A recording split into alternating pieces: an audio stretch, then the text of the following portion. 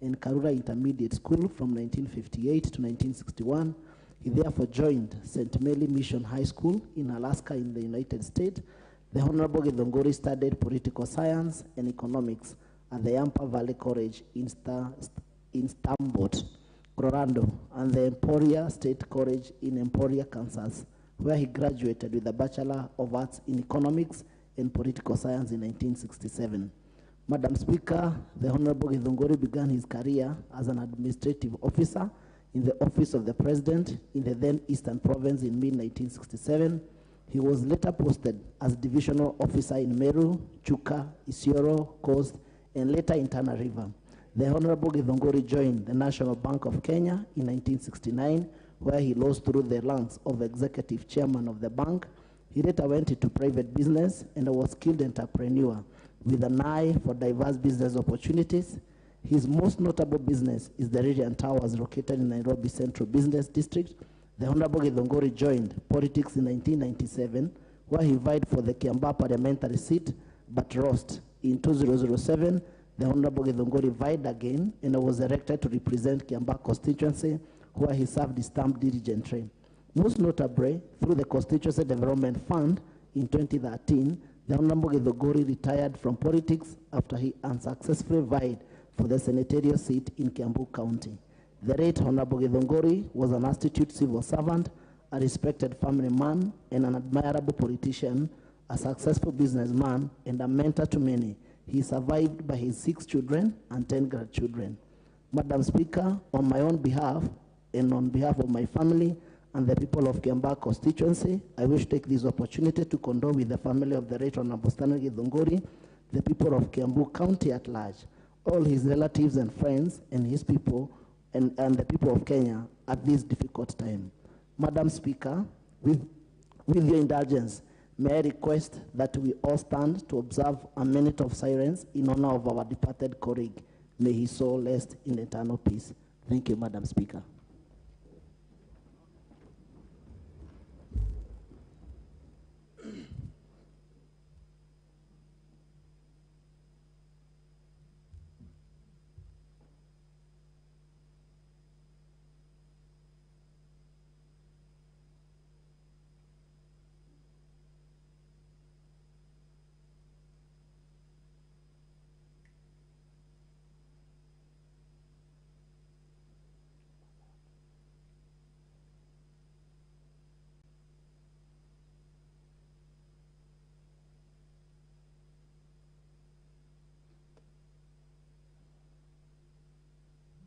Thank you, Madam Speaker.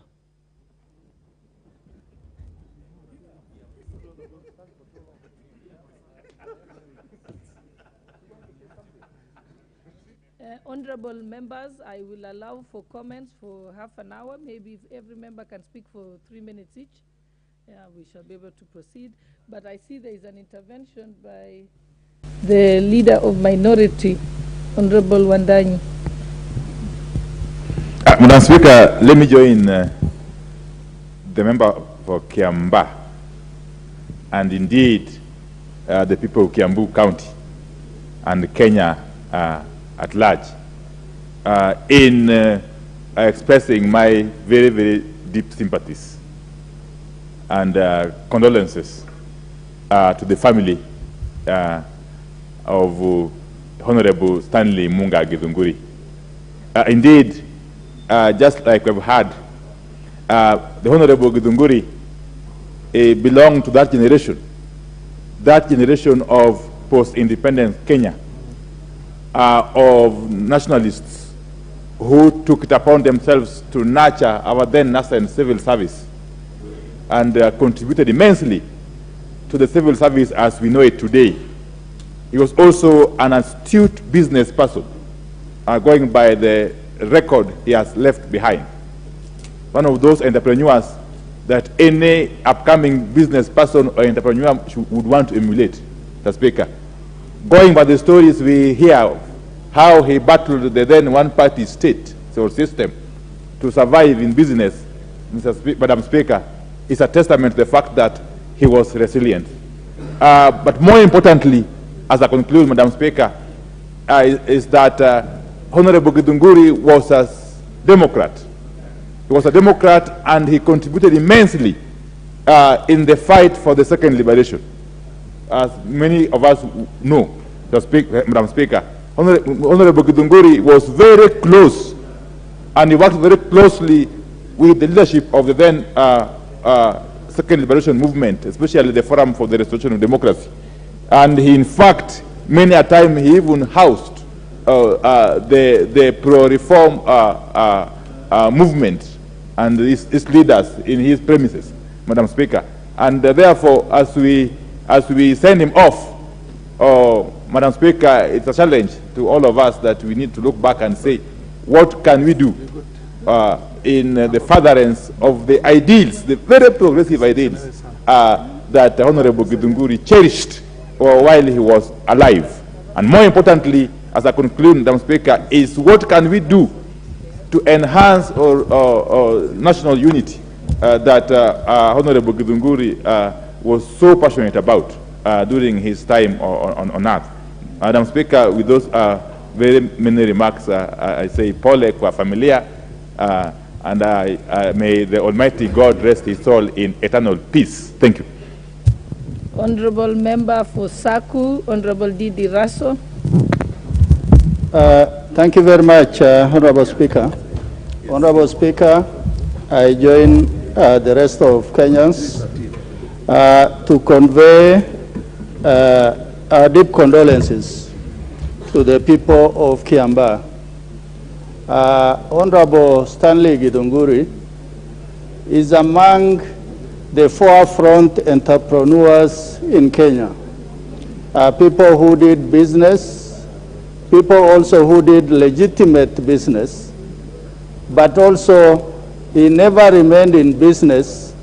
He became a frontier of leadership in Kenya, where you can do legitimate business, but also become a politician. I think as the member of Kiambaa, he attempted to do many things, particularly in terms of empowering both the business and the young people. Today is a reflection of what a lot of us who are living in the second or the third generation should be doing. How do you pay back to your people?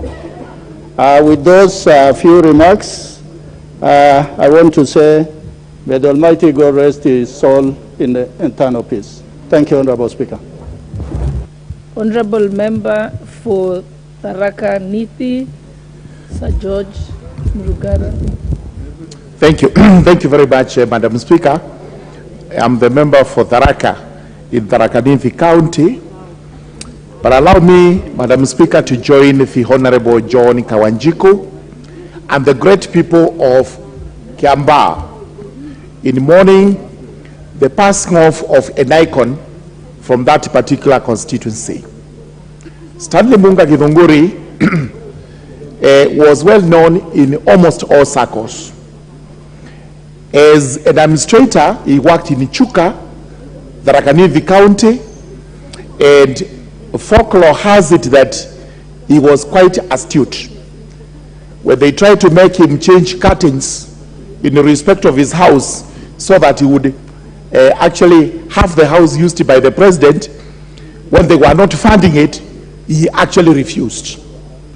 And as a punishment, form of punishment, the PC then, Mathenge, posted him to Mombasa. It was a blessing in disguise because we are told he actually started his business acumen from there. And from there he resigned and became a businessman with great connections to our first founding president of the country, Mzee Jomo Kenyatta. And eventually from National Bank, he was able to put up the Lillian Towers. Stanely Munga Githunguri will be remembered as being one of the greatest businessmen the country has produced. We who are alive today should actually emulate Munga Githunguri so that we are able to make both our lives, the lives of our fellow Kenyans, and everybody else better than we are.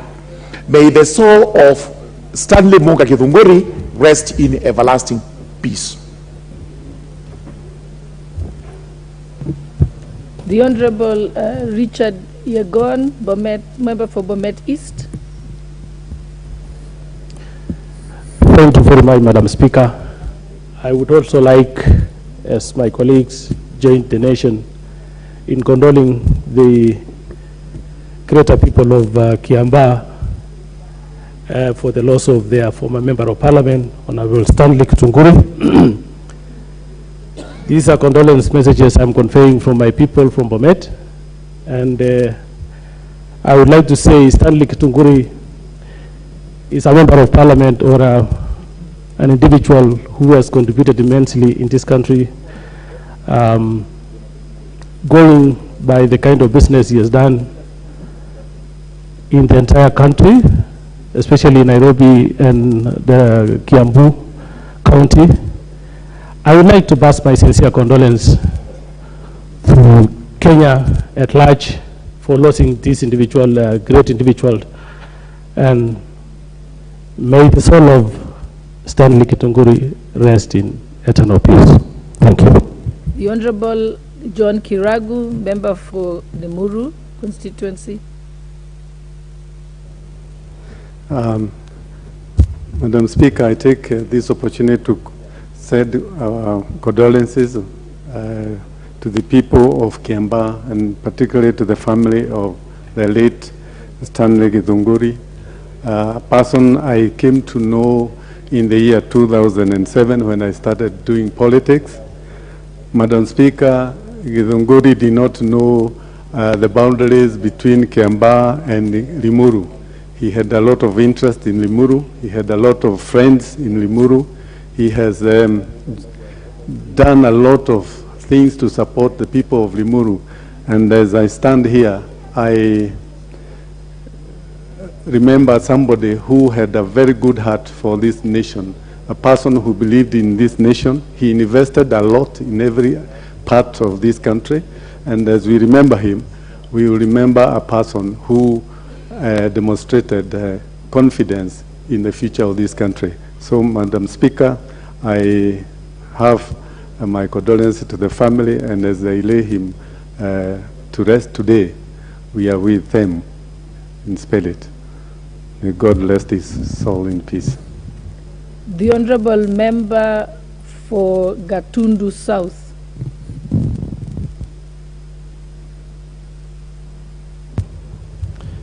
Madam Speaker, thank you for this opportunity for me to join the people of Kiambaa and the larger Kiambu, and generally the people of Kenya, in mourning the life of a renowned politician and a businessman.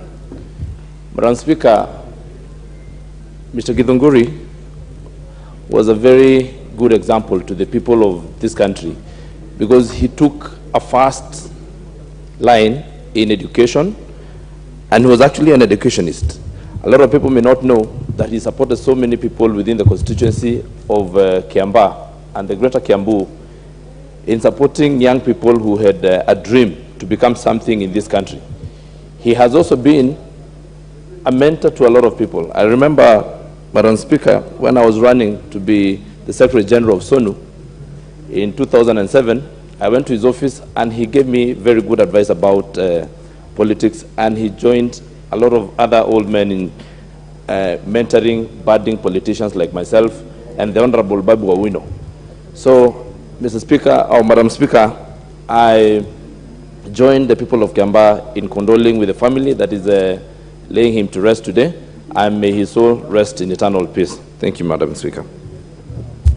The Honorable Simon Kingara, member for Ruiru.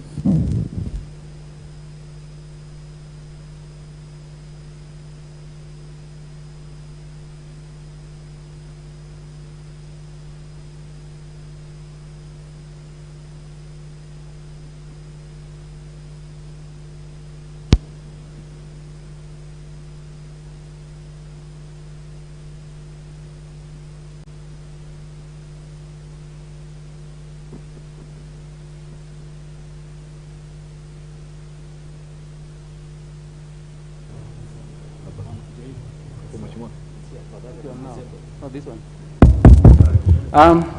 Thank you, Madam Speaker. May I take this opportunity to mourn with the great people of Loiro whom I represent, and especially the family of Honorable Githongori, a person I know well. Madam Speaker, I came to know Honorable Githongori in 2013 when we are vying as parliamentarian for this house. And may I say, he was a great man, even at his old age. Madam Speaker, he was able to work with the people, all levels, as far as age is concerned. And I think, Madam Speaker, we are supposed now to have learned from him on how to live with the people at whatever age, and especially to diversify. Because when we were young, Madam Speaker, we knew Honorable Githongori as an administrator. But later on, he became a very prominent entrepreneur. That means our mind can be broadened and extend our capacity and do many things in this world. May his soul rest in peace as we mourn. Thank you, Madam Speaker. The honourable member for Kilifi North, Honourable Owen Bayer. Thank you, Madam Speaker. I would like to join the Honourable Kawanjiku and the people of Kiambaa to condole with them for the passing on of one of the great politicians, entrepreneurs, and leaders in this country, the Honourable Stanely Munga Githunguri. And note that the Honourable Stanely Munga Githunguri, apart from being a good politician and a person, one of the people who shaped Kenya at its nascent stage, was also a great entrepreneur. A lot of people in this country have found a job. A lot of people in this country have had an income just because Stanely Munga Githunguri invested his resources and developed businesses that have benefited very many Kenyans. As a country, we have lost a leader both in business and in politics, and we would like to thank his family for giving Kenya an opportunity to have a leader like Stanely Munga Githunguri. Stanely Munga Githunguri is known also for his passion in education and his passion for nurturing new and young leaders. I would also like to join his family and the rest of Kenyans to mourn him and to say, may God rest his soul in eternal peace. Thank you, Madam Speaker. The Honourable Dr. Makali Mulu, member for Kitui Central. Yeah, thank you, Honourable Speaker, for this opportunity. Honourable Speaker, I want to join my colleagues and on my own behalf, on behalf of the good people of Kitui Central, convey my sincere condolences to the people of Githunguri for the loss of this important son of the soil. Honourable Speaker, the late Honourable Githunguri has left a very rich legacy in the business arena and also in the political arena. But he will be more remembered in the business arena, Honourable Speaker. And I must really thank the people of Githunguri for giving us, people of Kiambaa, sorry, Honourable Speaker, the people of Kiambaa for giving us this important son. And Honourable Speaker, even as we mourn with the people of Kiambaa, remind Kenyans that when we are given a chance as a Kenyan, you need to do your best so that when you are no more, you have something for people to talk about you. With those many remarks, Honourable Speaker, I want to wish the members of Kiambaa God's grace during this time of mourning, even as they put to rest this important son of the soil. May he, Honourable Speaker, may his soul rest in eternal peace. Amen. The Honourable Dr. Robert Pukose, member for Endebess. Thank you, Madam Speaker. Madam Speaker, on behalf of the great people of Endebess, myself and my family, I want to join Honourable Kawanjiko to send condolences to the people of Kiambaa following the death of the Honourable Stanely Munga Kidunguri. Honorable Speaker, when I go to the university in 1990, the landmark along the university way is the Lillian Towers. And I think it's one of those landmarks that will remain for a long time in Nairobi. And that is something that we will always remember Stanely Munga Kidunguri for having been a pioneer in the hotel industry and set up a hotel that has stood the test of time. So as the people of Kiambaa lay him to rest this day, I want to join them and say, may his soul rest in eternal peace. The Honorable Abraham Kirwa, member for Mosop.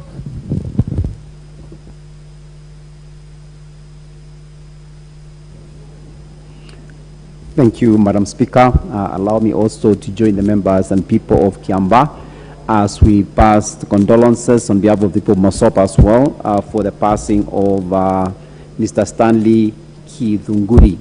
This is a man who really rose from humble backgrounds to become something very big in this country. This is a gentleman who was born out of this country in Tanzania and later on came back to Kenya, who lost his own father at the age of 13, and the mother really struggled to raise him up. He was raised by a single mother who really gave the best to this young man and became somebody. He later on went out of the country where he was in the US and later came back to serve this country. This gentleman, Mr. Stanely Kidunguri, is somebody that we ought to really appreciate what he did. In honor of his own mother, he named Lillian Towers after the mother because of what the mother did. So today I want to join the people of Kiambaa to actually pass my condolences to the family and wish them well, even at this moment as we send him off, and pray that God in his own time will be able to sustain and keep the family. Thank you, Madam Speaker. The Honorable Mwarwa Kitanyama, member for Kuria East. Asante sana Mheshimiwa Spika kwa nafasi hii.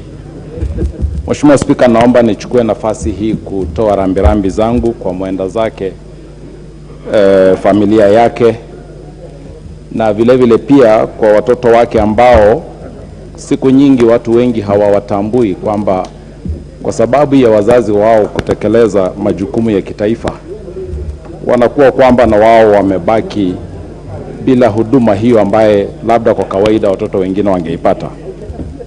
Nitoe rambirambi Mheshimiwa Spika vile vile kwa wananchi wa Jamhuri ya Muungano ya Tanzania, kwa sababu imebainika hapa kwamba Mheshimiwa Stanely Kidunguri alizaliwa pale Tanzania na baadaye akarudi nyumbani kuweza kuyafanya makuu ambaye tumeyasikia hapa. Kwa hivyo Mheshimiwa Spika, ningependa kusema pole kwa familia, niseme pole kwa watu wa Kiambaa, niseme pole kwa Wakenya wote kwa ujumla, na kwa niaba ya wananchi wa Kuria niseme pole kwa wananchi wa Jamhuri ya Tanzania, majirani zangu, kwa sababu na wao pia wameshiriki katika msiba huu. Pole sana Mheshimiwa Spika, na wacha Mungu akaweze kutusaidia sisi wote, kwa sababu uongozi unaambatana na kujitolea. Amejitolea huyu bwana, ametutangulia, acha Mungu akaweze kuitwa Mungu. Asante sana Mheshimiwa Spika. The Honorable Andrew Akuome, member for Karachuonyo.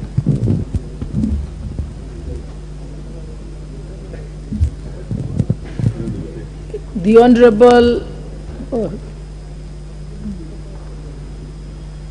he's not there? Okay.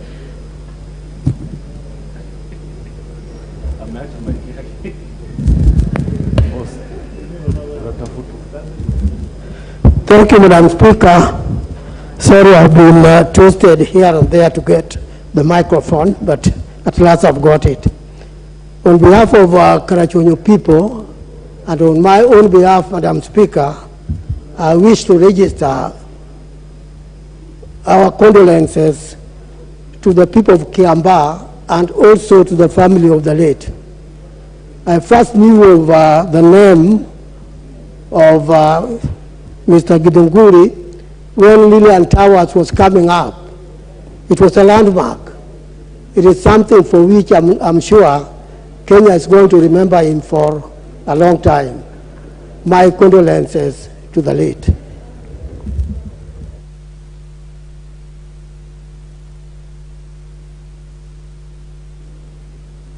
The Honorable Member for Molo constituency, Honorable Kuria Kimani.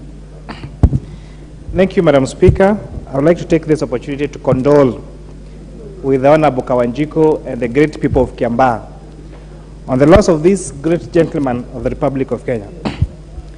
Madam Speaker, I was doing my research on the Hansard, and the last contribution that the Honorable Stanely Githunguri made at the floor of this House, I think it was around this time of December, was first of all to remind all the public service vehicles, drivers, to be very careful on the roads during these festive seasons, because he noted there had been a number of accidents, too many accidents that had happened around that time. And Mr. Speaker, he looked forward to elections that will come the following year, because he was running for the senator for Kiambu. He ran, but unfortunately he didn't make it to win, Madam Speaker. But looking at the contribution that he made in this House, we find someone who was very hardworking, who was very always on time at this floor, and took time to articulate issues of the people of Kiambaa and of the people of the Republic of Kenya, Madam Speaker. I note that he rose through the ranks of his education by the help of one American priest, when he lost his father at the age of 13 and consequently being brought up by a single mom. And Madam Speaker, I cannot underpin more the importance of some of these religious people, especially priests, and especially those from outside this country, who have helped quite a number of Kenyans through school, and therefore consequently becoming such great leaders that, like the Honorable Githunguri, Madam Speaker. Myself, I'm an example of such philanthropy of one American priest, Reverend Lance Nador, and I would name very many other people that we went with Kenyatta University together that got through education, through sponsorship of this great priest, Madam Speaker. And you could see that these people that get assistance from people who are even not members of their family end up supporting many others. And that's why it has been said on this floor that the Honorable Stanely Githunguri went and sponsored very many people through education. So it's a reminder for all of us that if you get a chance for someone to hold your hand and lift you up, when you get a chance, also hold the hand of others so that this country can grow forward. In those few remarks, again, I'd like to condole the people of Kiambaa and hoping that you're going to take the great example of the Honorable Stanely Githunguri. I thank you, Madam Speaker. Okay, thank you, honorable members. I think we can now proceed to the majority leader. Okay. Yes, since you're the neighbor, I think I'll give you a chance, honorable. Thank you, Madam Speaker, for indulgence, and let me join the great people of Kiambaa constituency in Kiambu County and our nation at large in condoling with the family of the late Honorable Githunguri, Stanely Munga Githunguri. Honorable Speaker, it is indeed true that the Honorable Stanely Munga Githunguri has been a very astute businessman and a good leader in our country, and served not only the people of Kiambaa, but the people of Kiambu and this country at large, Honorable Speaker. And I remember, Honorable Speaker, the first senatorial elections in 2013 is the first time I had an opportunity to interact with the Honorable Githunguri as he sought to run for Senate, unsuccessfully so, Honorable Speaker. And he came out to me as a leader who was very focused and people-centric on the issues that he intended to pursue on behalf of the people of Kiambu as their senator. Honorable Speaker, I pay great tribute to this fallen hero, and on my own behalf and on behalf of the people of Kikuyu and Kiambu County at large, I just wish to conclude by conveying my very sincere condolences to the family, friends and relatives, and all the people of Kiambaa constituency, including the Member of Parliament who has brought this motion, Honorable Speaker, the Honorable Kawanjiko. Thank you, Honorable Speaker. Okay, next order. Order number 8, motion. Consideration of the Public Finance Management, Public Investments Management Regulations 2022. Honorable Chairperson of the Committee on Delegated Legislation, Honorable Chepkonga.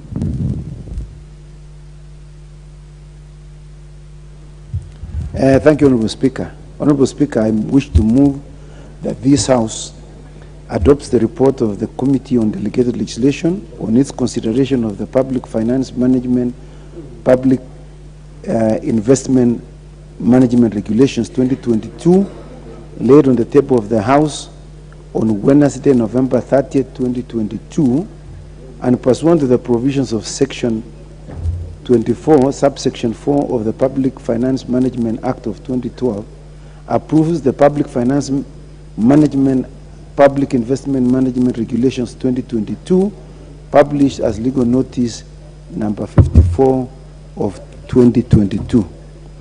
Madam Speaker, I beg to move also that this House adopts the report of the Committee on Delegated Legislation on its consideration of the Public Finance Management Public Investment Regulation 2022, legal notice number 54 of 2022, laid on the table of the House on Wednesday, November 30th, 2022, and pursuant to the provisions of Section 24, subsection 4 of the Public Finance Management Act 2022, approves the Public Finance Regulations legal notice number 54 of 2022 as published as legal notice number 54 of 2022. Madam Speaker, the committee has already tabled its report, which is tabled on the 5th of December, and the report is available at the table office, Madam Speaker. These regulations were first tabled in this House in May 2022 before the House proceeded, before the House was declared sine die for the general election of 2022. So these regulations have been pending in the House, and these regulations were considered by the committee sitting last week. The importance of these regulations, Madam Speaker, is to provide a standard approach in project cycle management to facilitate the national and county governments and their entities in the project identification and planning, pre-feasibility and feasibility selection and budgeting, implementation, monitoring, evaluation and reporting closure, sustainability, and impact assessment of viable projects that meet development needs.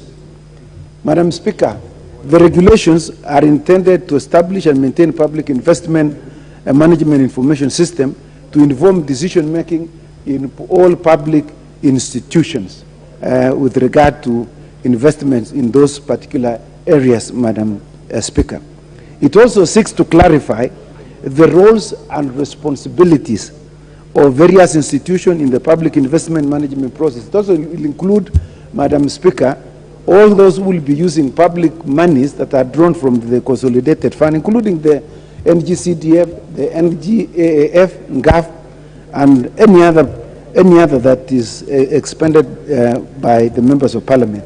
This will also ensure that it enhances transparency, accountability, prudency in the use of public resources and public participation as required by the Constitution.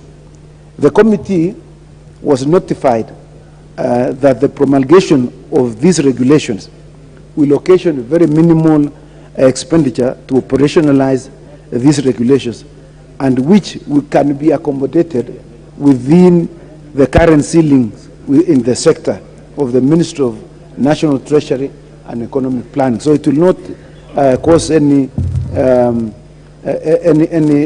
additional cost in terms of its implementation.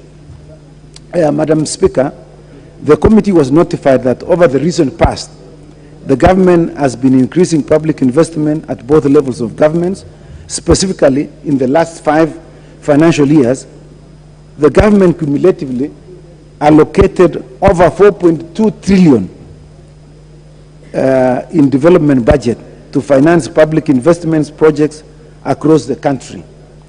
The public investment regulations, Madam Speaker, will provide a comprehensive approach to project identification, planning, appraisal, selection, budgeting, implementation, monitoring and evaluation, reporting, and project closure. Madam Speaker, the committee considered these regulations as provided for in the Statute Instruments Act, and in particular Section 2 thereof. And we were satisfied, Madam Speaker, that these regulations meet the threshold that is provided under the Public Finance Management Act and also the Constitution. And so, Madam Speaker, pursuant to Section 15(1) of the Statutory Instruments Act, as read together with Section 10(3) and 4 of the Excise Duty Act number 23 of 2015, and standing under 210, clause 4 and 4B, the committee recommends to the House to approve in its entirety the legal notice on Public Finance Management Regulations 2022 on the basis of the reasons that I have given, Madam Speaker. On behalf of the members of the Select Committee, Madam Speaker, we would like to seek the concurrence of the House and its approval of these regulations as contained, as expounded in the committee paper that was already been laid on the table of this House. So, Madam Speaker, I therefore move. I would like to request the Honorable Komingoe, a member of the committee, to second.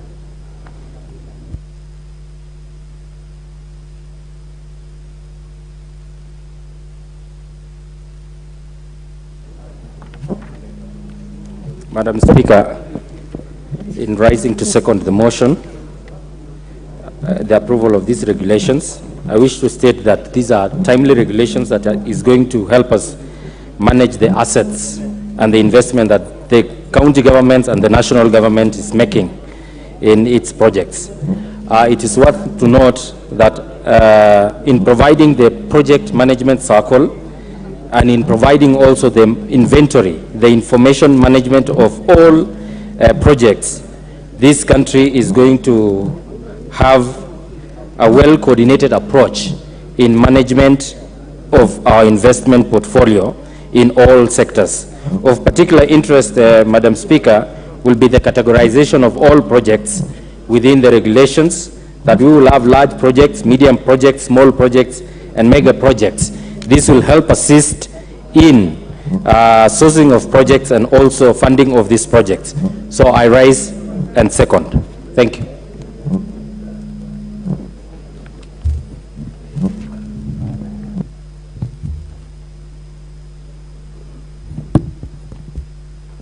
Honorable members, I propose the question, which is that this House adopts the report of the Committee on Delegated Legislation on its consideration of the Public Finance Management, Public Investments Management Regulations 2022, laid on the table of this House on Wednesday, November 30th, 2022, and pursuant to the provisions of sections 24(4) of the Public Finance Management Act 2012, approves the Public Finance Management, Public Investments Management Regulations 2022 as published in the legal notice number 54 of 2022.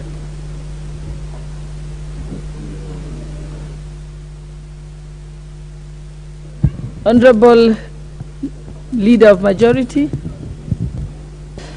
Thank you, Honorable Speaker. And let me, Honorable Speaker, rise to support passage of these regulations, Honorable Speaker, and thank the Select Committee on Delegated Legislation for the work they put in within a very short time to ensure that these regulations, Honorable Speaker, are considered by the House. Honorable Speaker, members, as the Chair has said, Honorable Speaker, these regulations are providing us with a framework that will ensure the efficient and effective use of public investments, Honorable Speaker, especially, Honorable Speaker, in ensuring that all government projects, be it national government projects, be it projects of state corporations, be it county government projects, Honorable Speaker, are financially viable, Honorable Speaker. Honorable Speaker, that There is feasibility studies that are being done, pre-feasibility studies, Honorable Speaker, before the commencement of government projects to ensure that all public investments, Honorable Speaker, are done in a way that we ensure we derive maximum value for the people of Kenya, Honorable Speaker, and for their taxes.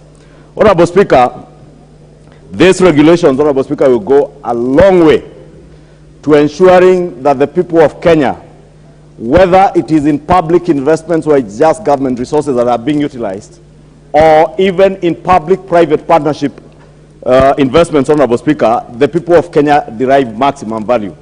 And these regulations, Honorable Speaker, are very timely. Kenyans, and indeed members of this House will recall that our country has not been able to implement a number of PPP projects. And the first rather successful PPP project, Honorable Speaker, that we can see is the Nairobi Expressway.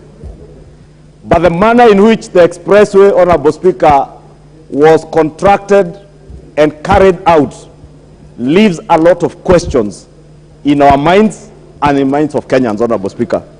It is good to have such a beautiful project that is enhancing mobility across the city between Mlolongo and ABC Westlands, Honorable Speaker. And this project, Honorable Speaker, was billed as a PPP project, and I remember us being told that there will be no public funds that will go into this project, Honorable Speaker. But details coming, Honorable Speaker, of the level of public investment in that project are astounding to Kenyans, Honorable Speaker. Members will be shocked of the kind of tax exemptions that were extended to the contractor and the investor in that project. Be it in VAT, be it in import duty, Honorable Speaker. You'll be shocked, Honorable Speaker, that such an investment, Honorable Speaker, Kenyans are still not able to tell how much is a contractor collecting on a daily basis. Honorable Speaker, all these members will tell you that to use that expressway, you can only pay in cash. You can't even use M-Pesa, because somebody doesn't want to be accountable to the people of Kenya. Somebody doesn't want the people of Kenya to know how many people are using this facility, how much money are they collecting. Honorable Speaker, the Hustler Fund that was launched just the other day, people are able to access the Hustler Fund by registering. And Honorable Speaker, the last time I checked, the day before yesterday, this Hustler Fund had over 12 million Kenyans who had registered. And you can track even transactions per second. In this day and age, Honorable Speaker, for an investor to tell us that they cannot allow us to track how many vehicles, not transactions per second, how many vehicles are using that superhighway or that expressway, Honorable Speaker, leaves a lot to be desired. And therefore imperative, Honorable Speaker, that we pass these regulations to ensure that even in public-private partnership agreements like this one of the expressway, Honorable Speaker, there is actual transparency and accountability as to what is going on in terms of the public investment that is being made, Honorable Speaker. You remember, Honorable Speaker, and we have seen that throughout the negotiation of that expressway, Honorable Speaker, the lower deck of Mombasa Road, right from ABC to Mlolongo, Honorable Speaker, in all the negotiations for that contract, it is minuted that the contractor was to do the upper deck and restore the lower deck to either an equal or better standard than the upper deck. But shockingly, Honorable Speaker, because of the absence of such regulations, at the last minute of signing of the contract, that particular clause was dropped.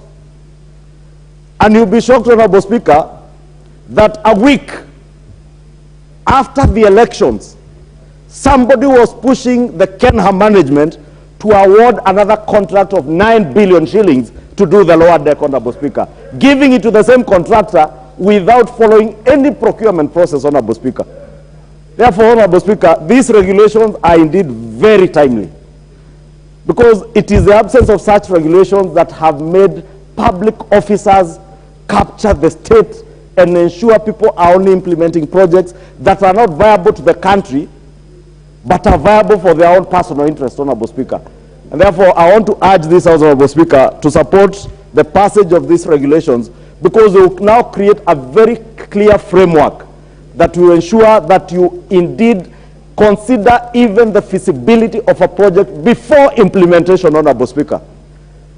And I want to challenge, Honorable Speaker, the chair of the Transport Committee, I don't know if he's in the House, Honorable G.K. Karaoke, and the members of the Transport Committee, and even the Finance Committee, in so much as even this expressway project has been completed, Honorable Speaker, we must get to the bottom of it, Honorable Speaker.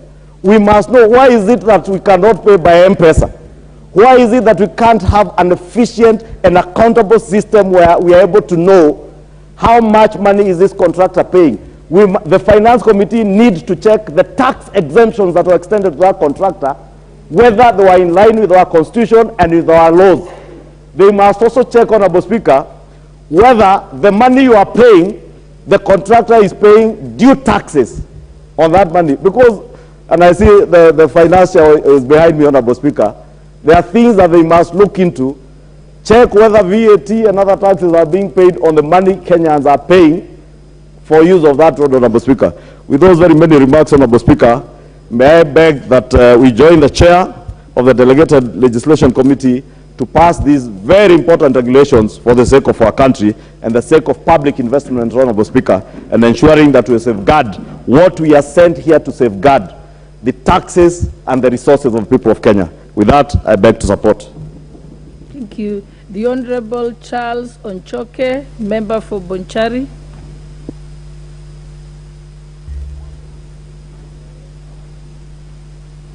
Thank you, Madam Speaker. And I rise to support these regulations.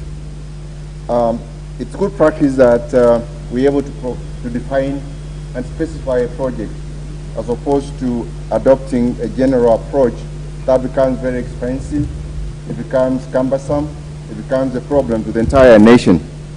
And we have seen resources misapplied and not used properly for the purposes intended because of lack of this specificity. It's also gratifying to know that it provides for the definition of the objectives, the outputs, and the outcomes, so that we know from the get-go what is intended to be achieved out of each of these projects that the government is undertaking. It's also a good thing to see that responsibilities are assigned so that we can hold those to whom the responsibilities have been assigned accountable at every stage of the project implementation. Madam Speaker, we want from the word go to know how much money has been appropriated for the project, so that what we are witnessing in the past, in the absence of regulations, is that a lot of projects are started and somewhere along the way they are abandoned because of lack of adequate budget. So that we have projects that are conceived, are implemented to completion, and serve the Kenyans and deliver the service that the Kenyans want or need. The monitoring and evaluation, Madam Speaker, is a good item that has been introduced in the regulations, so that it's possible to monitor and evaluate the effectiveness of the project, how it's progressing, where we're going wrong, so that any mistakes, any problems are captured at the right time and corrections made. Equally, Madam Speaker, it will be important that in undertaking projects, that those who have the responsibility, particularly in drawing contracts, that they do them faithfully. The wastage we have seen in the past is because some of the contracts are drawn in a skewed manner. They are sloppy contracts that are punitive to the country, that benefit those who draw them. With those few remarks, Madam Speaker, I support the approval of these regulations. Thank you. The Honorable Agnes Pareyo, member for Narok North.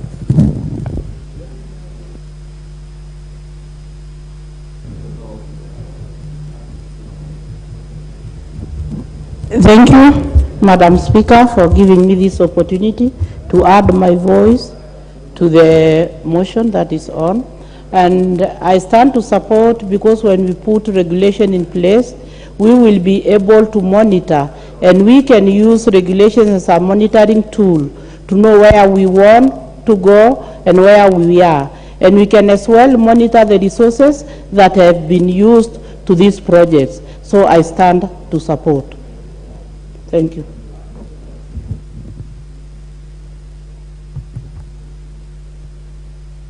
The Honorable David Kiplagat, member for Soy constituency. Thank you very much, Madam Speaker.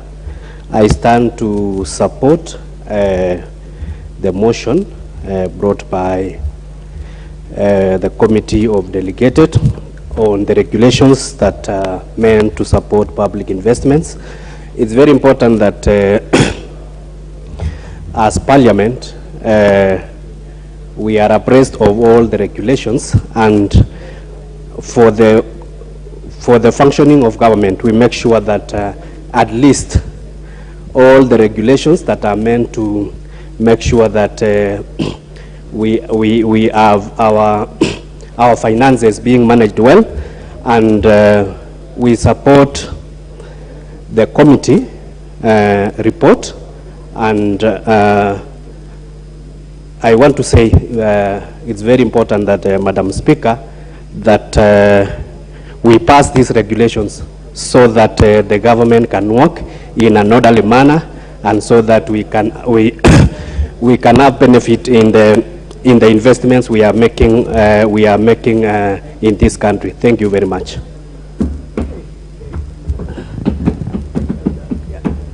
The Honorable Member for Baringo County, Honorable Florence Chematia.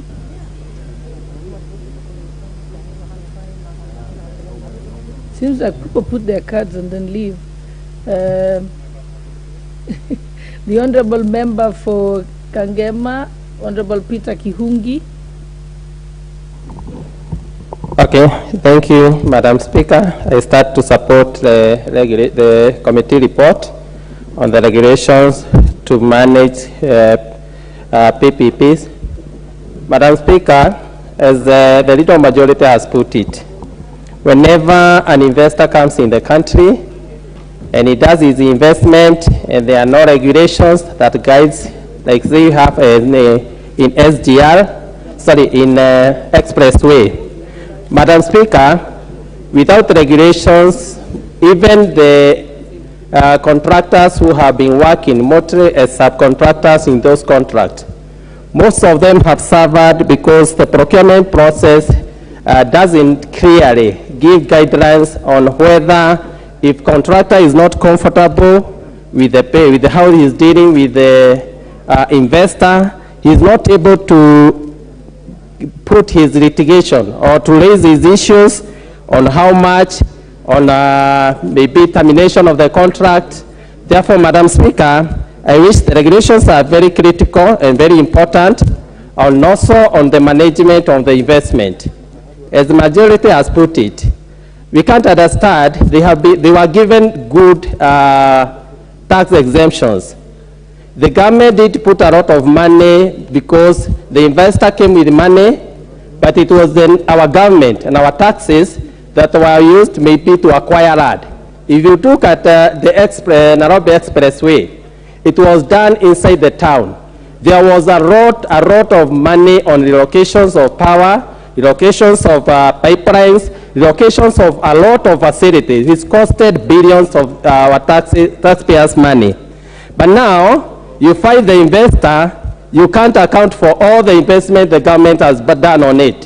His work was to come and put up the expressway, but for us as a country, our taxpayers' money was used to acquire land. The acquisition of land, though, it was government land.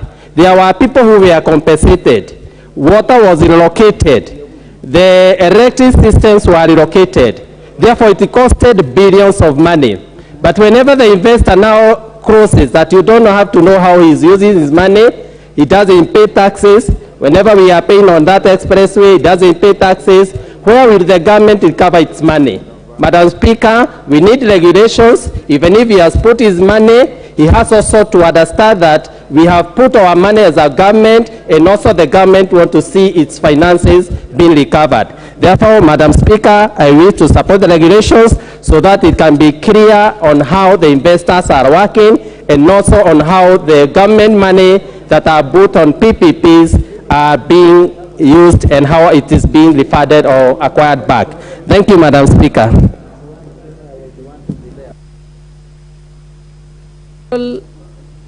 Japheth Nyakundi, member for Kitutu Chache. Is it? Okay, not there. The Honorable Lydia Mzigi, member for Taita Taveta. Thank you, Madam Speaker, for also giving me this opportunity to contribute. And from the onset, I want to begin by congratulating the committee for a work well done. And I want to support the regulations because it is through regulating is when we can have a good accountability. Therefore, I support the regulations so that we can be able to oversight well when we have the regulations in place. And thank you for this opportunity, Madam Speaker.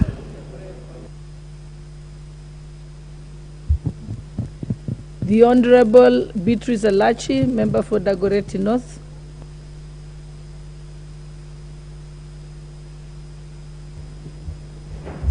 Thank you, Madam Speaker. Madam Speaker, I also rise to support this motion and to thank the chairman and the team. And indeed, just to speak on what our majority leader has just said, Madam Speaker, when you look at this country, where we've come from and why we are in debt, is because of many of the public investments that we did, and it became projects of individual people in government who decided to open up their own companies, do the business, and be the beneficiaries of many of the projects that we have seen. Madam Speaker, when I look at the expressway, as Majority Leader said, there are many things that we need to question. Number one, when shall Kenyans be the owners of the road?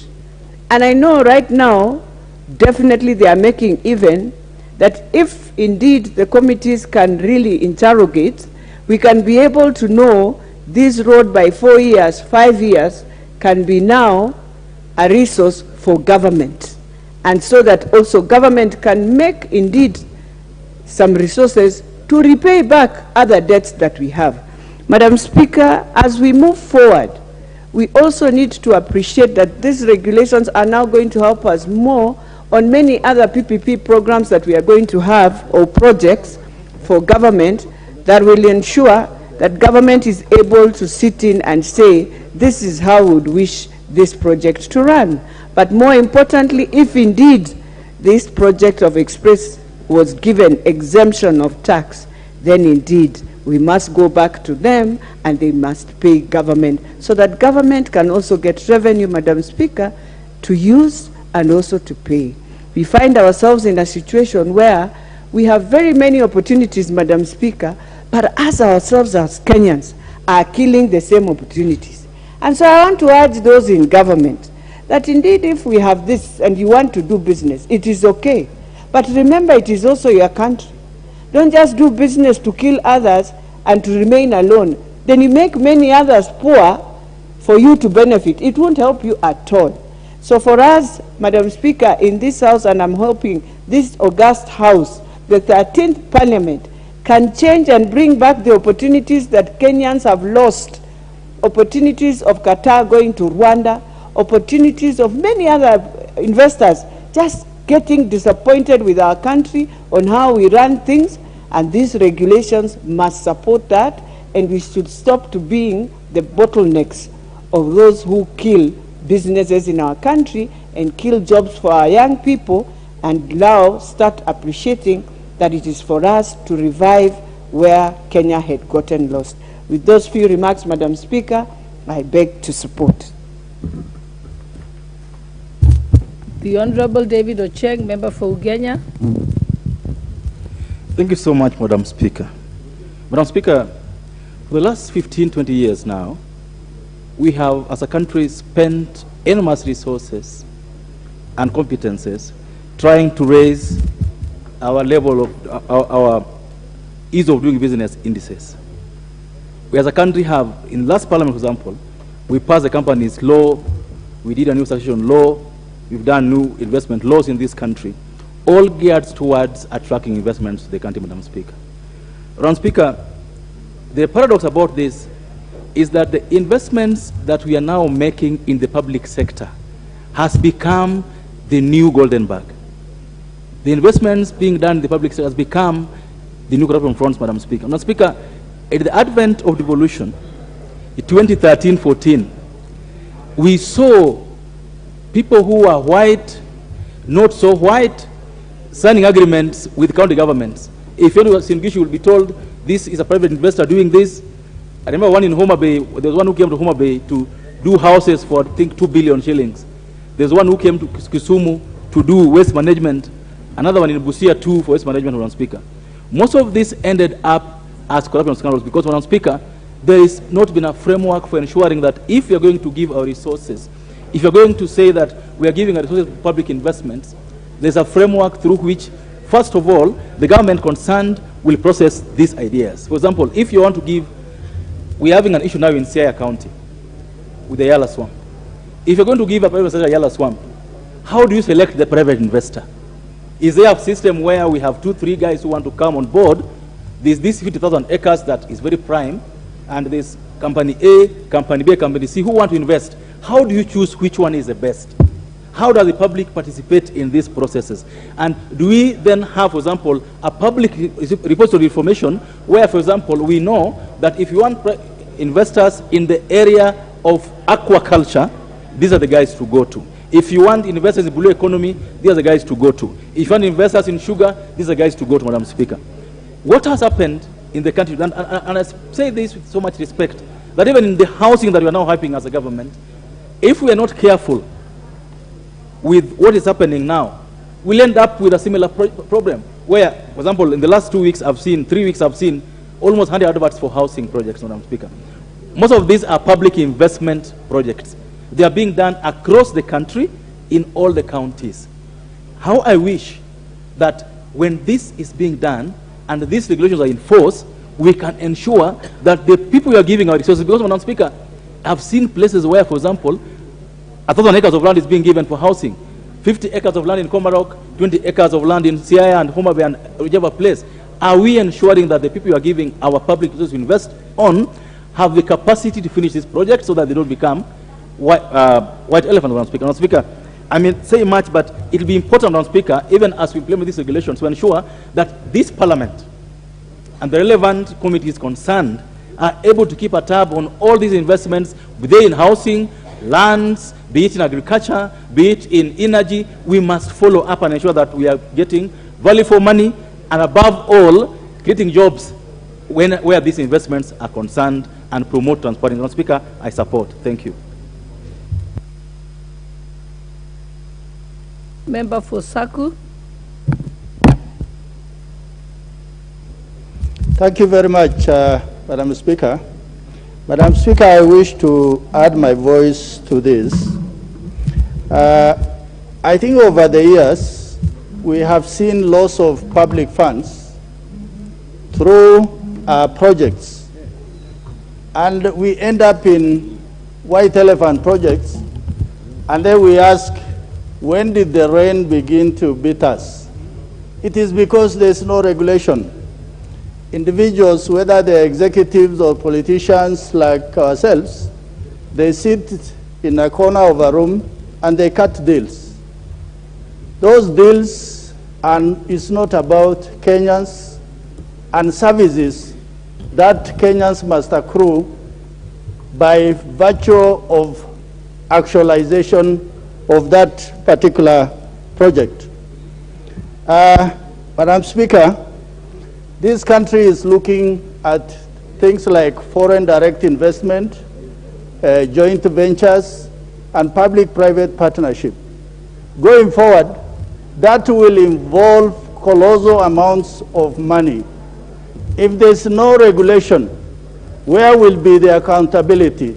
Where will be the transparency?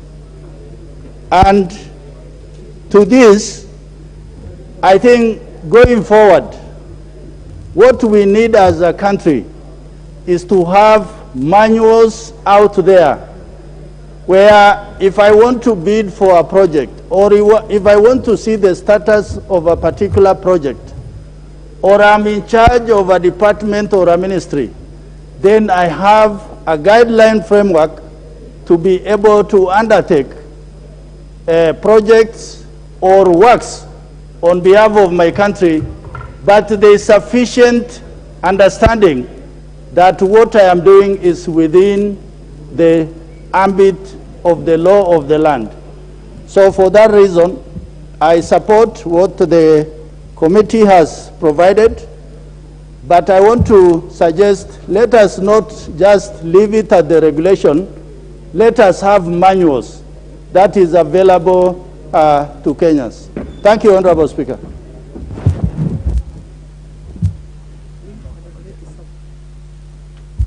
The Honorable Francis Sigei, member for Sotik.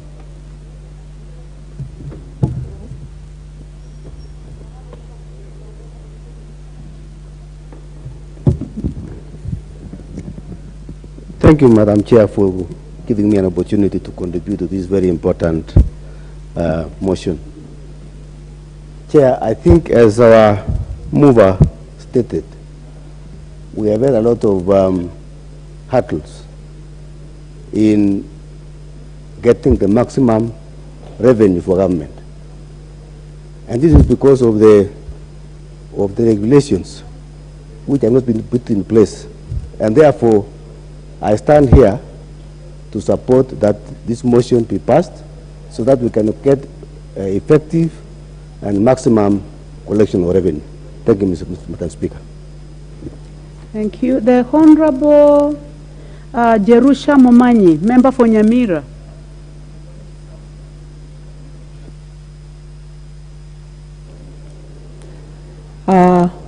Thank you, Honorable Speaker, for giving me this opportunity so that I can also support this motion.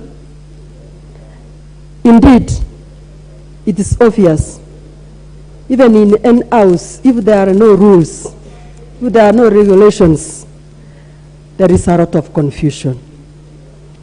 And even as a parent, you may not be able to account for anything from your children. So as a country, it is our role, specifically us as members of parliament, to make sure that anything which we are going to oversight has got a regulation or a rule which is going to assist us to know where we are going to touch. So I want to support this regulation so that it is one of those regulations which are going to give us a way forward on how to oversight all projects which are made by government.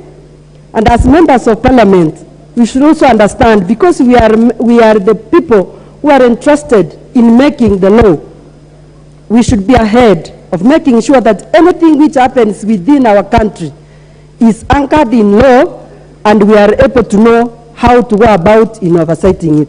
So I support Madam Speaker. Thank you, Madam Speaker. The Honorable John Waweru, member for Dagoretti South. Thank you very much, Madam Speaker, and I'll be very brief. From the onset, I want to put it on record that I do support the public investment management regulations of 2022.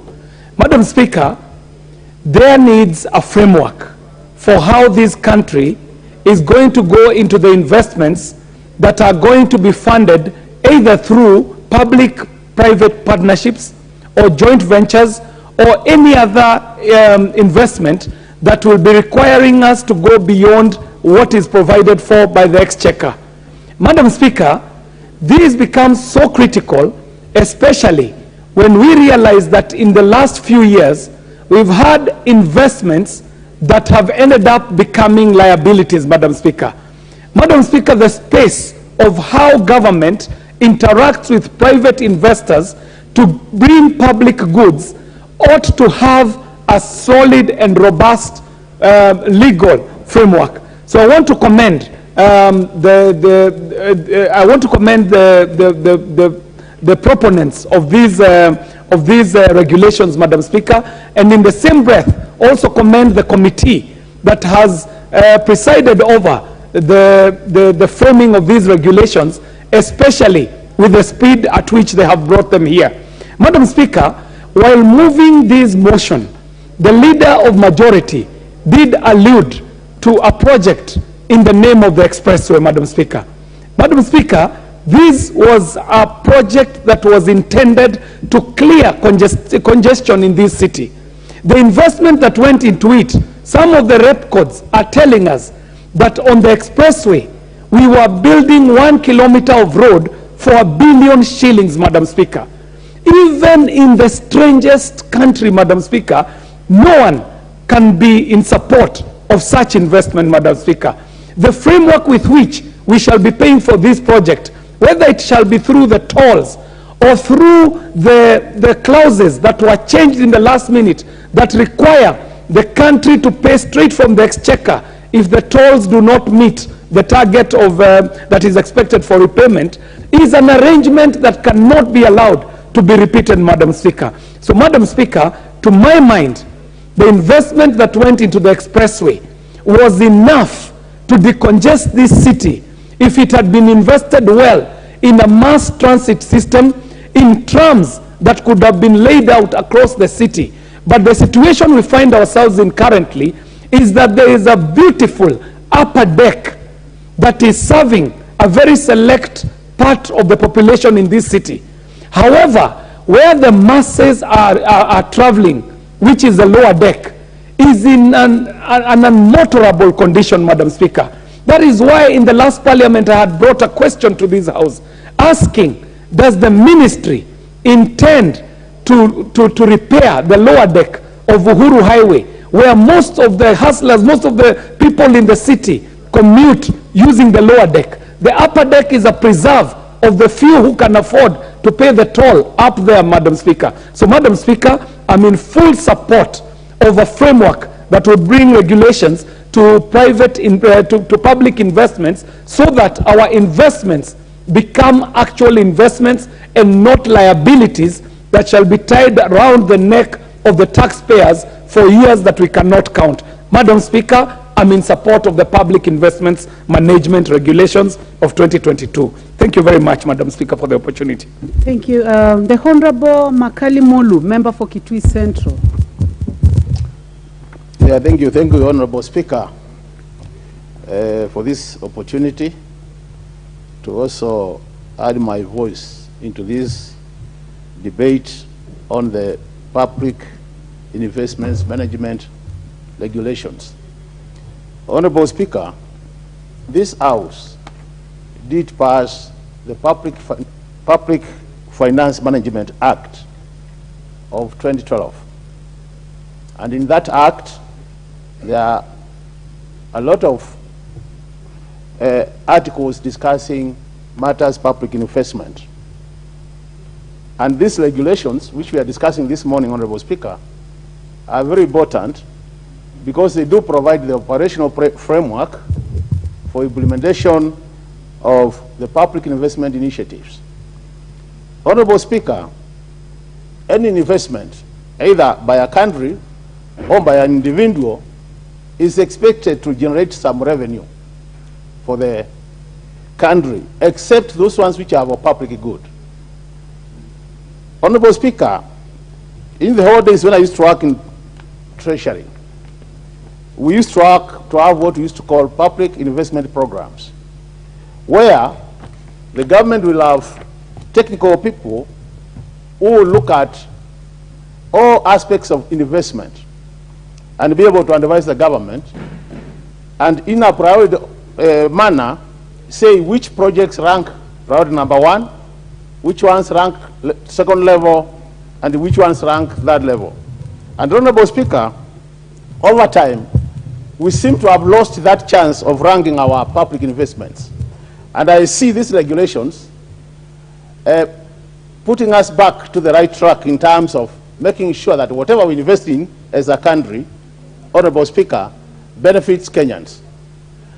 The reason why I'm supporting this, Honorable Speaker, is because the regulations will give us now that operational framework where I expect before any public investment is moved to the future, there will be a very clear criteria in terms of how do we assess the viability of that public investment, either through a feasibility study or through what we call project appraisal, so that before we invest, Honorable Speaker, we are sure that what we are putting public money in is something which is going to be of benefit to Kenyans, and more so, majority of the Kenyans, Honorable Speaker.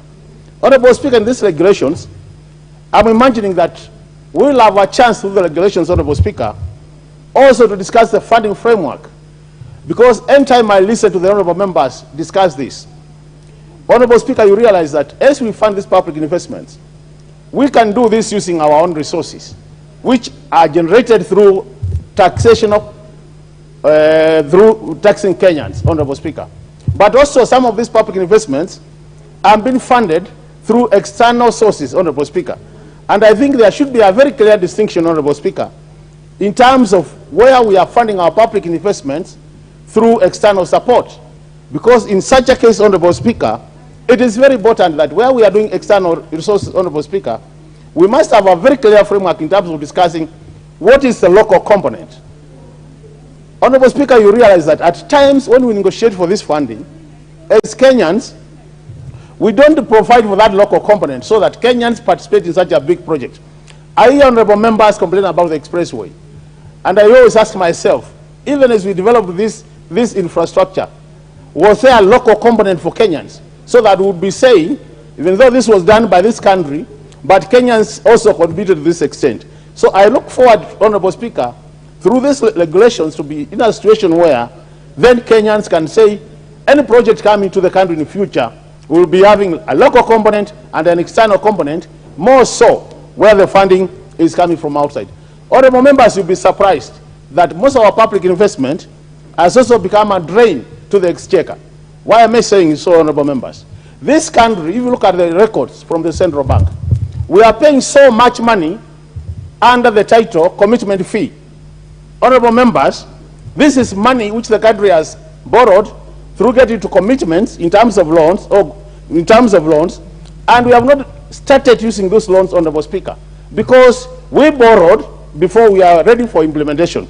So what is happening?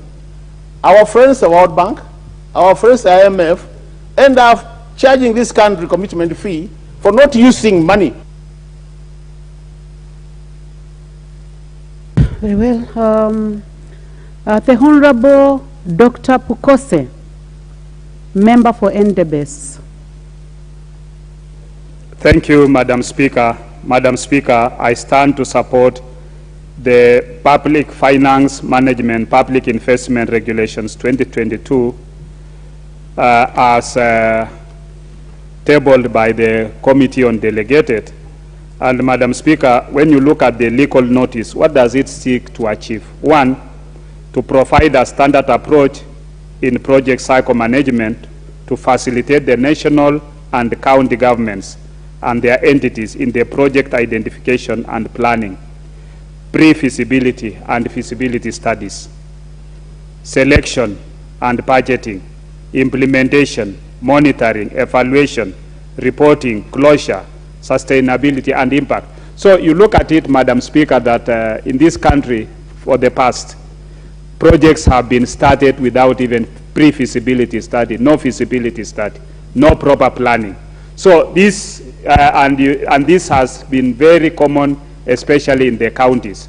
Because you look at it, initially, when devolution, when we started implementing the new constitution, we had conditional grant to county, to hospitals, which we are referring to level 5, formerly provincial general hospitals.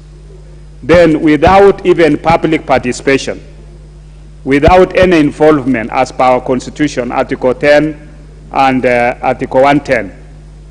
Without public participation, as clearly ruled out by our Supreme Court, the governors started building new hospitals, calling them referral facilities. Even in my county of Trans Nzoia, we've spent more than 2 million building a hospital which has not been even functional within the 10 years of the previous county government. You look at Kakamega, instead of improving the infrastructure for the former Provincial General Hospital, Kakamega, they started a new hospital, which has not even been operational as we speak today. We have many other examples of projects that were started without public participation, without feasibility studies, without even a way of how these projects were going to be implemented, and even having closure on these projects. This legal notice also establishes and maintains public investment management information system to inform decision-making on public investments, so that we can be able to go into the information system and understand how are we going to finance these public investments. Because you start a project, and some of these projects, I'm very clear about health. In Kenyatta National Hospital, we have a project called the Padea Burns Unit, which was supposed to have been funded by the government of Saudi Arabia, OPEC, and with a part of the investment from the government. And you are aware, Chair, because you are chair in that committee in the 11th Parliament. Up to today, that project is not complete. It is 40% done. Yet, you have a contractor who has been given the work. Now, the latest information is that the contractor is asking for money, about 500,000, for idle equipment within the facility. How do we move around these kind of projects? Madam Speaker, this legal notice also seeks to clarify roles and responsibilities of various institutions in the public investment management process, because you must be able to look at what is the role of the national government, what is the role of the county government. Look at, for example, a project like MES. Today, the governors are complaining, county governments, because some of those equipment are lying idle within those facilities. There is no value for money. So I think this is a framework that we must be able to support, and I'll stand to support it, and I hope that it will make everything very clear. With those few remarks, Madam Speaker, I support. Very well, Dr. Kose. Honorable members, before we proceed, I would like to acknowledge the presence of a delegation from Joseph Cobell School of International Studies, University of Denver, Colorado, United States of America, who are on an exchange program at the University of Nairobi. The delegation is at the National Assembly to observe the plenary proceedings. I request each member of the delegation to stand when called out so that they may be acknowledged in the National Assembly tradition. Number 1, Professor Sigumbe Muyeba, leader of the delegation. Professor Abigail Kabudula. Ms. Michael Parker. Ms. Natalie Imprime. Mr. Benjamin Willis Gavin. Ms. Ruth Behrens. Ms. Madison Wickett. Ms. Brenda Faye Semeronko. Ms. Austin Mild. Mrs. Millicent Wairimo. Mr. Christian Muyeba. Honorable members, on behalf of the National Assembly and on my own behalf, I welcome the delegation to the National Assembly and wish them well for the remainder of the exchange program. Thank you, honorable members. Honorable members, I would like to give the next opportunity to the Honorable Timothy Wanyonyi, member for Westlands. Thank you, Madam Speaker, also to add my voice to this regulations, Madam Speaker. Madam Speaker, from onset, I support these regulations, and one of the objectives of these regulations, Madam Speaker, is to enhance transparency, accountability, prudent use of public resources, and public participation.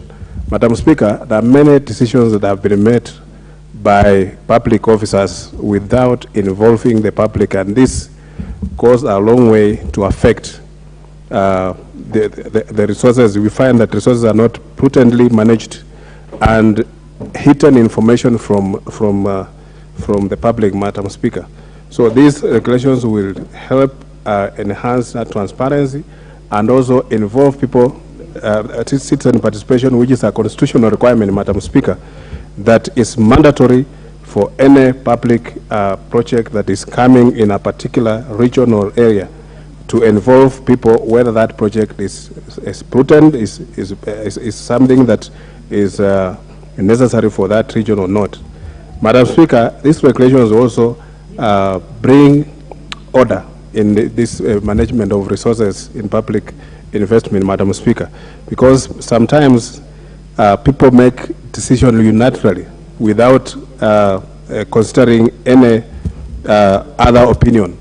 And when people raise opinion, Madam Speaker, look like you are fighting the government or that particular agency that is doing the investment. Madam Speaker, we look that from now, when these regulations now come into force, Madam Speaker, we will have prudent management of public resources, and also, as the leader of majority said, when this expressway was conceived about during President Kibaki's time, Madam Speaker, the investment was supposed to be 25 billion to build this road from all the way from Mlolongo to Rironi, Madam Speaker. But a few years later, the same project, Madam Speaker, is built by 65 billion, which is something that Madam Speaker cannot be explained, because what happened between that time that this project was even approved by the cabinet, and then later on, Madam Speaker, it is even now starts even at it covers only 25 kilometers, Madam Speaker, and the cost of building it almost tripled. The same with SGR, Madam Speaker. During the grand coalition, Madam Speaker, the SGR was supposed to be from Mombasa all the way to Kampala. But now later on it's built from Mombasa to Nairobi, Madam Speaker, with the cost that was almost 5 times more than it was the originally. So, Madam Speaker, it is good that these regulations, we approve them, Madam Speaker, so that we can now be able to oversight the public investments and see how the projects, that the resources are properly managed in public, Madam Speaker. Thank you very much, Madam Speaker. Thank you, Member for Westlands. The Honorable Abraham Kirwa, Member for Mosop. Thank you, Madam Speaker, for this opportunity to support this motion and the report from the Committee on Public Finances. It is truly unfortunate that our nation for a very long time have continuously operated in a way that really we don't take regard to public finances.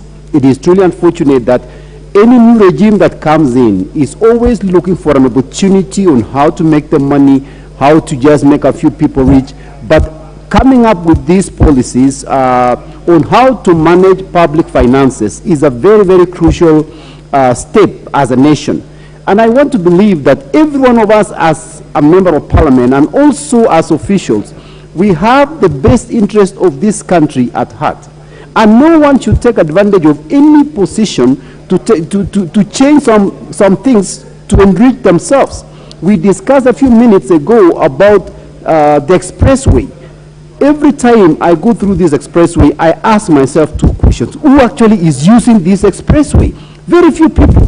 We have sunk in so much money of this country into it, but the general population are not even able to use it. And then, as the majority leader said a few minutes ago, they actually don't even allow you to use your credit card. They don't allow you to use M-Pesa. They have to use cash, where you cannot even trace how many people went through here today. So why, in a nation like ours, where we have advanced technology, cannot we be accountable to what we are getting? Now, at the end of the day, when you are trying to figure out how my taxes should actually be levied on this organization, how will you be able to know? Because it was cash transactions. There is nobody. So I think there is more to it than what we know, and I think somebody should look into actually forming a team or a group to investigate this expressway, how the tender was awarded, who actually was behind it, and who actually is getting the money, and for how long are we going to pay? Because I know for sure the government has put in quite a bit of money. This was a debt, and this is a debt that will continue financing for a long time. So as a nation, these stringent measures that we are actually putting in place are supposed to help us. So I support the report of the committee as we move forward and all the suggestions that they give. But more than anything, we need to revisit this issue specifically of the expressway, because we might be enriching some few individuals at an expense of a whole nation, and that is not something that we are going to accept it. I support this, this report, Madam Speaker, and thank you. Very well. The Honorable Donya Doris, member for Kisii County.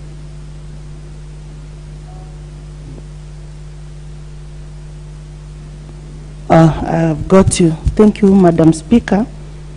This is good because you will find members of the public know if, for example, a member of parliament has started a project, they will think that it belongs to him and not with them, such that if another member of parliament is coming, he will believe that that project belongs to that member of parliament and not him, so the project remain stagnant. When we have these laws, it will be clear that the leaders will always finish the projects that have been started, because, Madam Speaker, if you went around the country, you will realize that many projects are stalled because there are no laws or regulations that are made.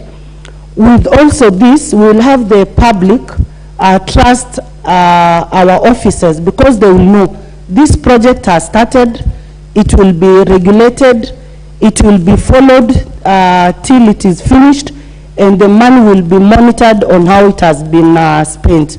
So I support this motion and the committee for coming up with this, and we believe that our country will run well. Thank you very much. Oh, very well. The Honorable Richard Kelel, member for Bomet Central. Thank you, Madam Speaker, for giving me this opportunity to contribute to this debate. I would like to support the regulations, because in the past we have been witnessing some projects being undertaken and then later on they're abandoned. So with these regulations, I don't think the country will be investing in areas where they are not viable. So, Madam Speaker, let me support the regulations and thank the committee for coming up with these regulations. Thank you so much. Very well. The Honorable Edith Nyenze, member for Kitui West.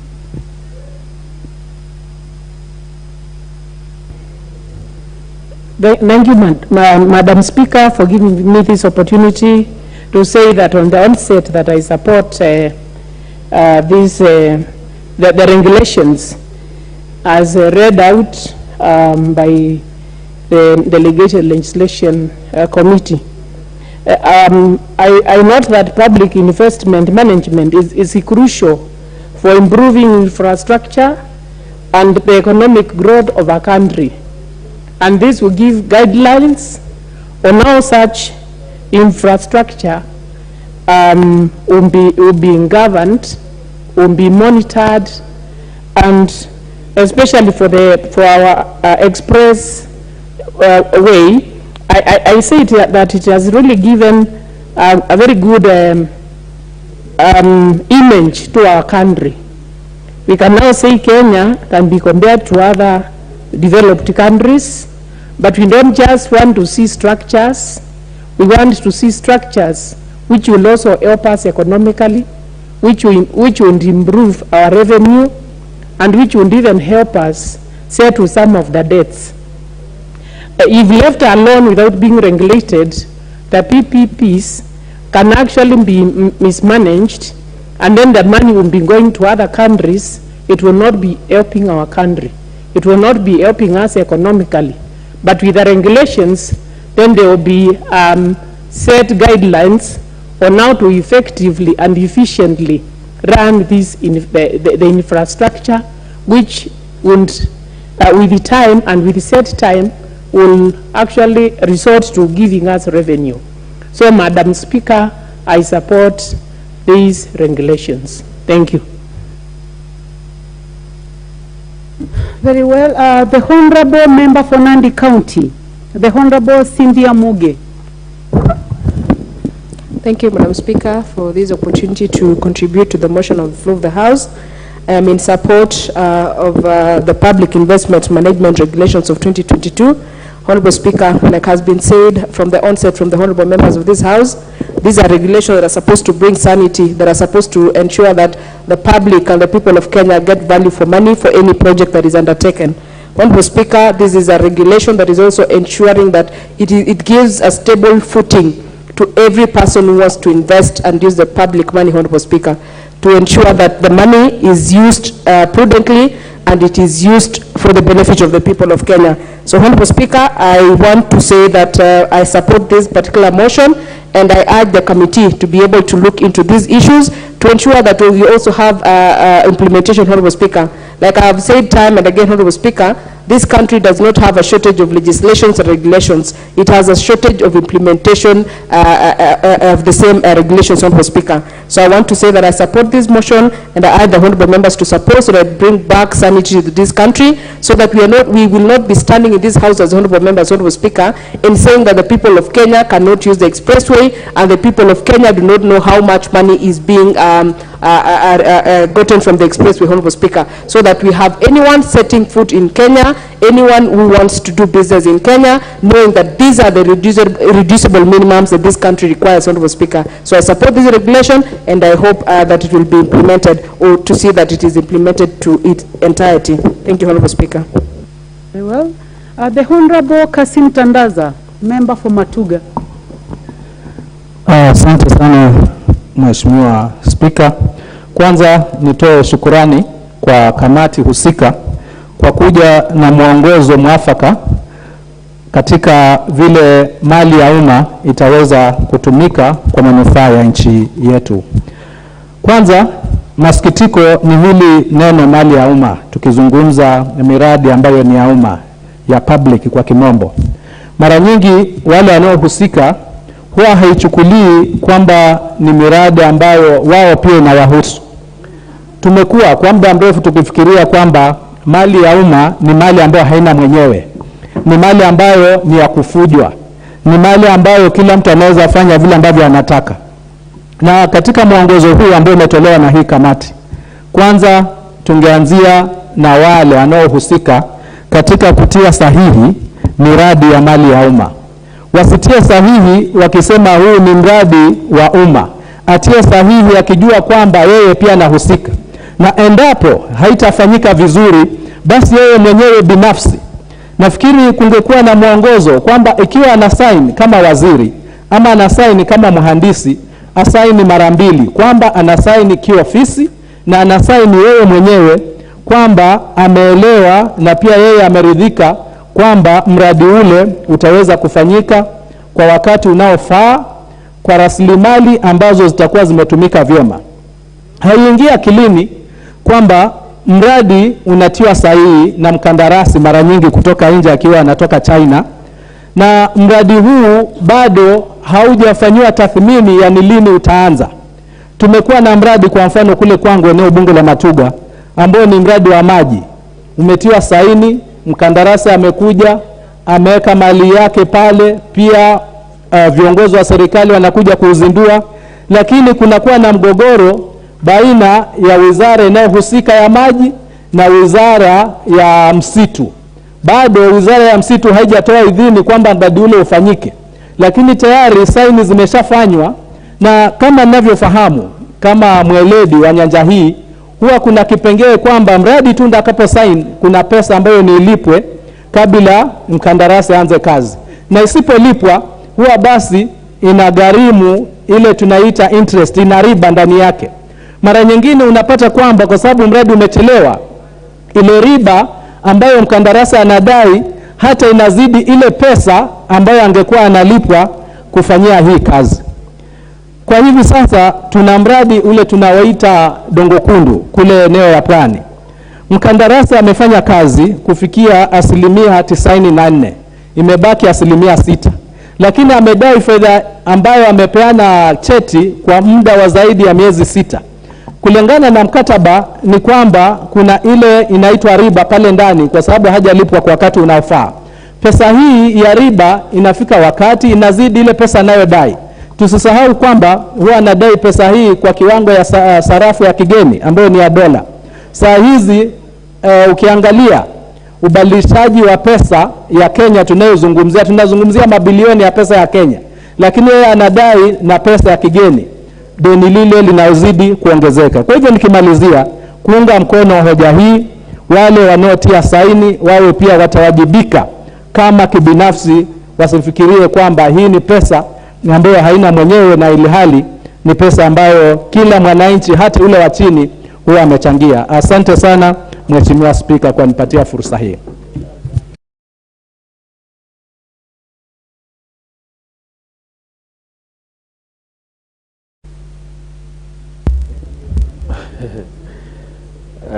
Thank you, Madam Speaker. Mine is to support the motion and the report by the committee. The topic of the matter of public investment regulations is a matter of great importance to this country. I believe the loss of money through corruption has been precipitated by lack of this kind of regulations. Mine is to say that the most important thing that has actually attracted my attention is the information system. Most of the projects done by the government, be it the county government or the national government, is scattered all over. And there's no information system apparatus to follow these projects. For us as parliamentarians, our work as an oversight has been curtailed by lack of that information system. I think that this is of great importance to us. If you see most of the public investments projects done through World Bank, be it Dr. Deep, be it Hunger Safety Network, be it climate, smart climate, smart agriculture, be it all the NEDI project, COSAP and all those, they are scattered all over in different departments, and it's difficult for us to oversight. You have to run from one place to another. So this will give us a platform, a quick platform, giving us a transparency, an oversight, accountability, but not only for parliamentarians or the National Assembly, but the entire Kenyans. The other aspect is the aspect of project evaluation, initiation, implementation. This will give us a clear path on where the project stands, how did it come to inception, where is it heading, the status, payments, all these aspects. So I think this report and regulation forwarded by the committee is of much importance to us. It will help us as a government. I think it's long overdue. This regulation should have been there before we have done all these investments. Most of these debts we are having now cannot be accounted for. That is why you see some of the CS saying we are going to bring out some reports A, B, C, D. It's because these reports are hidden in under tables, and somewhere we cannot allocate and find where they are. So these information systems, this regulation, as we can see, is a regulation which is overdue, which will help us oversight and see what is happening in the government of Kenya. Also, you will realize that most of the county government projects have been done without budgets. That's why you see pending bills all over. These regulations will help to make sure that the county executive committees, when they are implementing a project, they live within the framework of these regulations. This will help us also to see, despite the fact that it's not our mandate to oversight the county government, but will help as the citizens to also see where our money is going at the county level, not only in the national government level. Mine is to say that I support this motion, I support the regulations. It is a parameter of substance, of help, of great importance in this country, and is an overdue. I'll say I support the committee regulations. Thank you, Madam Speaker. Very well. The Honorable Owen Bayer, member for Kilifi North. Thank you very much, Madam Speaker. I stand to support these regulations and first thank the committee for a good job well done within a very short time, and commend them for going through these regulations which going forward as a nation are very important.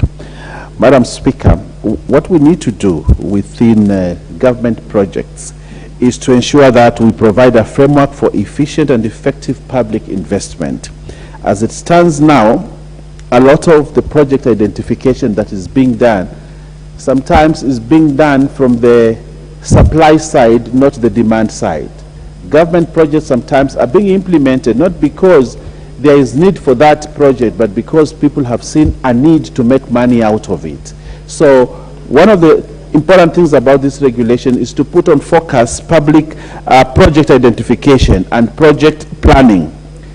Another important aspect which these regulations bring is pre-feasibility and feasibility studies, selection and budgeting, the monitoring and evaluation and reporting, and eventually closure, sustainability and impact assessment to ensure that there is value for money and optimal use of public resources.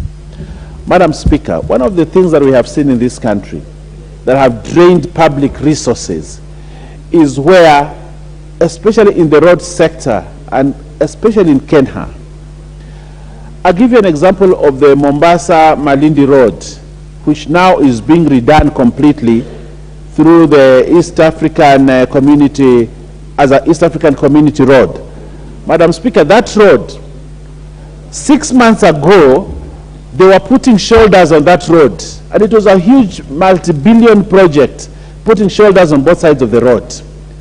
And before they had even completed, there was another contractor removing the whole road.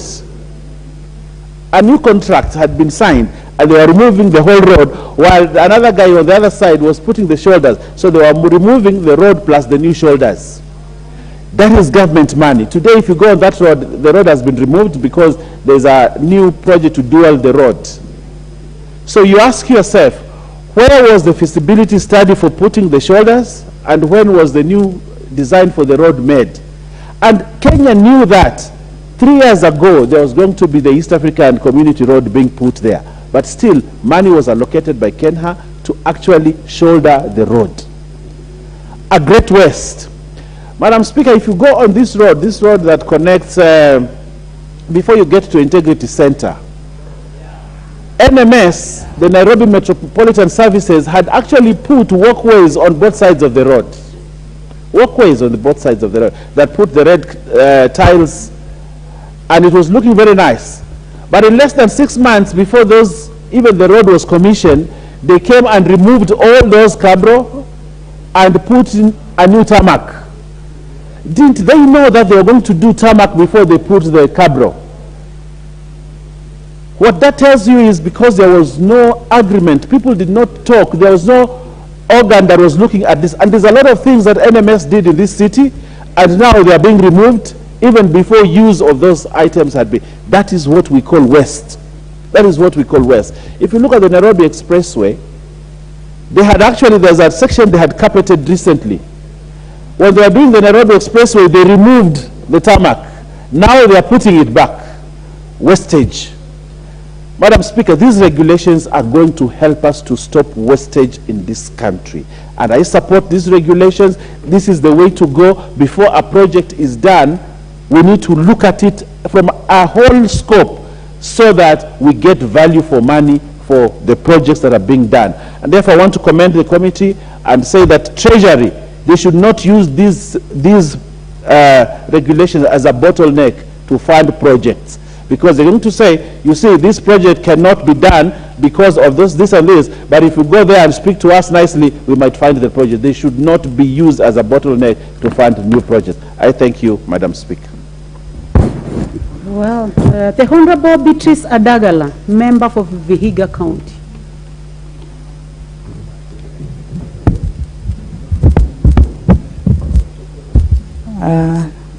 Thank you, Madam Speaker, for giving me this opportunity to also add my voice on this motion for the Committee of Delegated. I want to say congratulations for putting up the regulations, because we have had cases whereby, Madam Speaker, people are given, contractors are given work, and the work there is no proper guidelines. Most of them take a long ages to complete this kind of work. Therefore, Madam Speaker, I want to say this is a good way to go, and I'm supporting the motion Public Investment Management Regulation 2022. I want to support it. If you can look at like the way honorable members have talked about the expressway, I think if regulations can be put in a way that the charges can be reduced so that many people can use it, and then the country is able to repay the debt quickly, and it reverts to the country, to the Kenyan management as early as possible. Another issue is, if these regulations are adopted, it can lead to counties, like mostly our counties that have so many pending bills. You find they are giving contractors work that they have no money to pay. For example, there are contractors who have constructed the CBC classes. They completed a long time ago. Up to now, they have not been paid. So once the framework and the regulation is passed, I think most of the contractors will be able to be paid. And also, these regulations, once put in place, it will ensure most of the investors who come to invest in our country, Madam Speaker, they will be given better rates and better tax holidays, so that they can do this, they can invest, more people can invest in our country, Madam Speaker.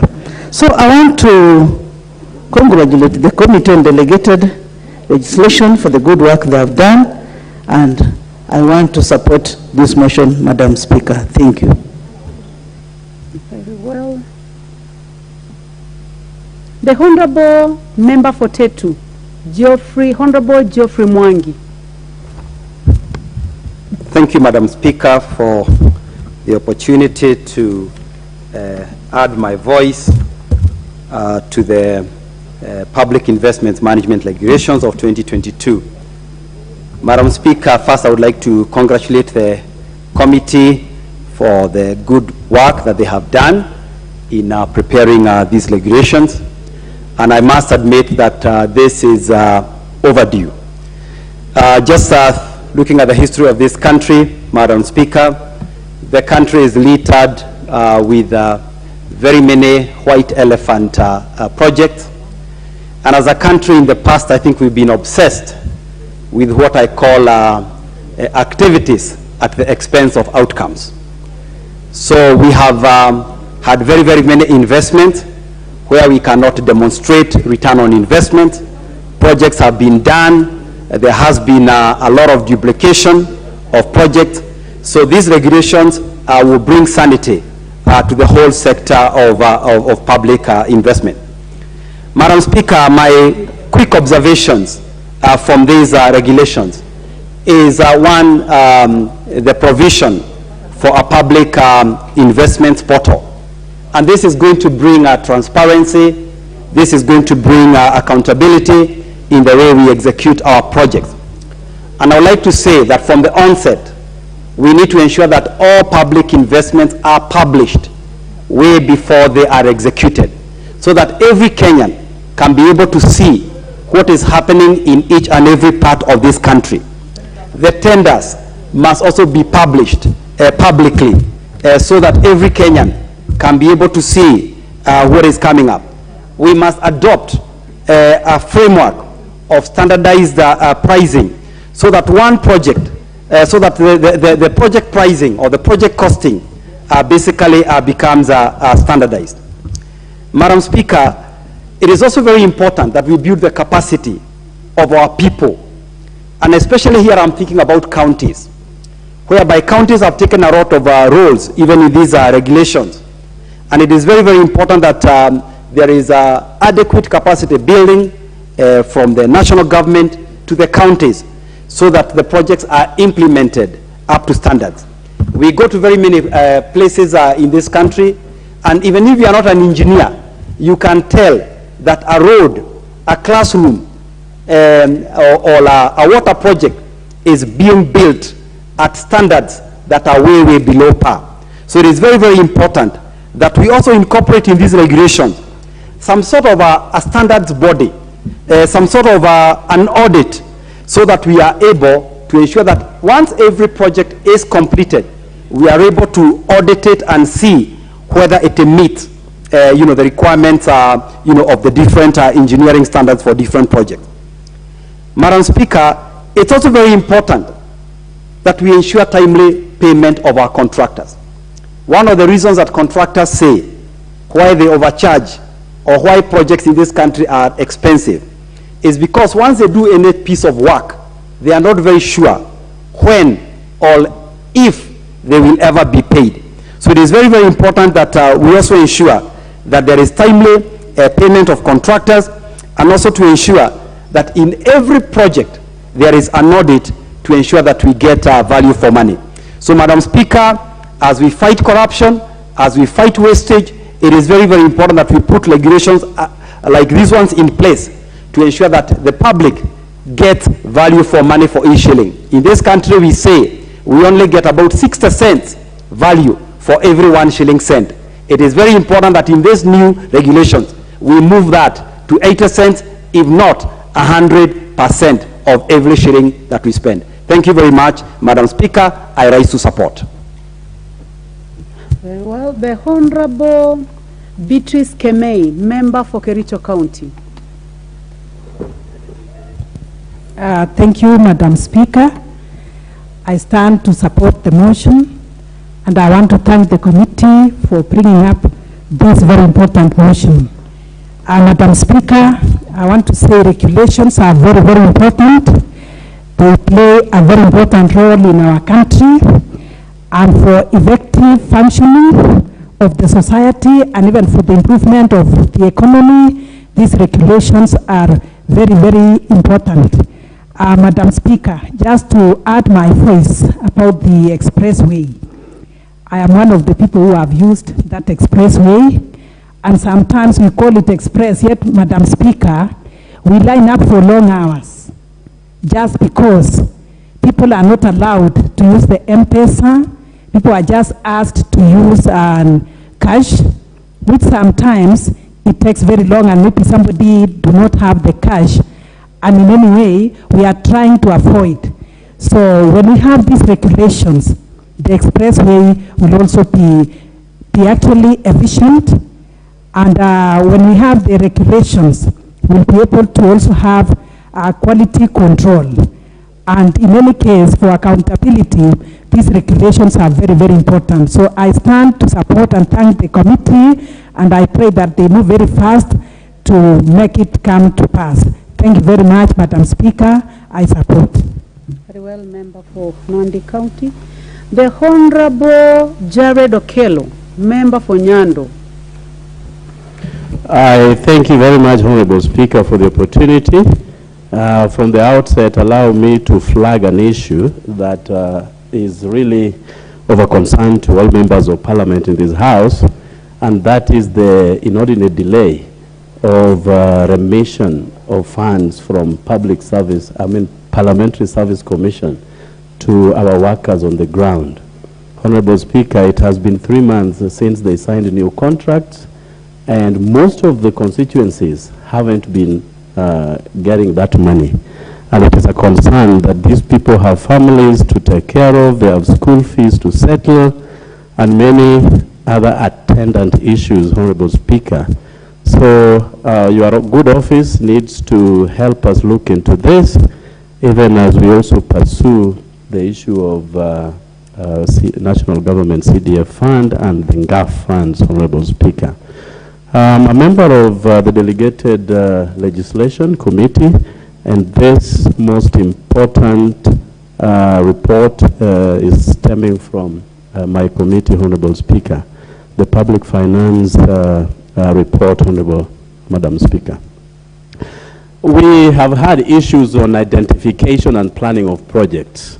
This is one of the areas we would expect this report to address, Honorable Speaker. Just a while back, we had issues with 2 most important dams that were meant to address the waterlessness of certain areas, and these are Aror and Kimorer dams. If we properly looked into the issues that have been addressed into this report, Honorable Speaker, issues of Aror and Kimorer, which siphoned public money, and there was no value for that money at the end of the day, could have been addressed at the right time.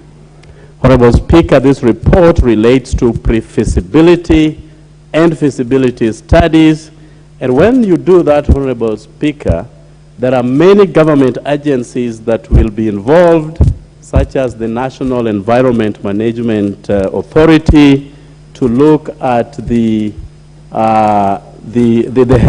health standards of that project, because recently, Honorable Speaker, we have seen buildings tumbling down and killing Kenyans, Honorable Speaker, just because certain times pre-feasibility and feasibility studies are not properly carried out. The selection for budgeting has been a big issue in this country since time immemorial, Honorable Madam Speaker. We have had cases where those who sing to the tune of the government of the day tend to benefit the more, to the detriment of those whose major responsibility is just to express dissent, which is a constitutional matter, Honorable Speaker. But that has been used to sideline people and deny them projects that are meant for the populace that they serve, Honorable Speaker. So this report is meant to address issues of budgeting that will feed into lots of considerations before we get to that level, Honorable Speaker. There will be the element of monitoring and evaluation, which is key, even as we implement various projects. Honorable Speaker, most people benefited from the last regime, TVETs, the technical training institutions. Up to now, most of them are yet to be completed. And we ask why that delay has been in place, yet they were budgeted for, constituencies gave out what was due to them, amounting to 10 million per constituency. But up to now, there is no value for this money, Honorable Speaker. There will be the element of reporting in good time and closure, which relates to payments to these contractors. I know this country is grappling with issues of non-payments and delays in paying contractors, Madam Speaker. And then the element of sustainability and impact assessment. If we are not able to sustain projects, Honorable Speaker, then it negates the very purpose of having these projects to begin with. And finally, Honorable Speaker, the value for money and optimal use of public resources. I know public resources tend not to be spent prudently, but with this report, we will be going forward.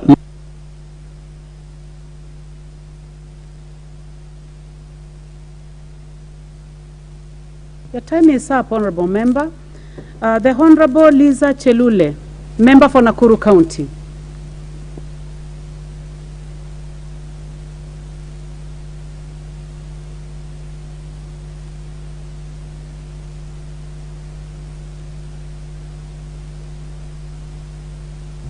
Please give the Honorable Liza Chelule, member for Nakuru County, the mic.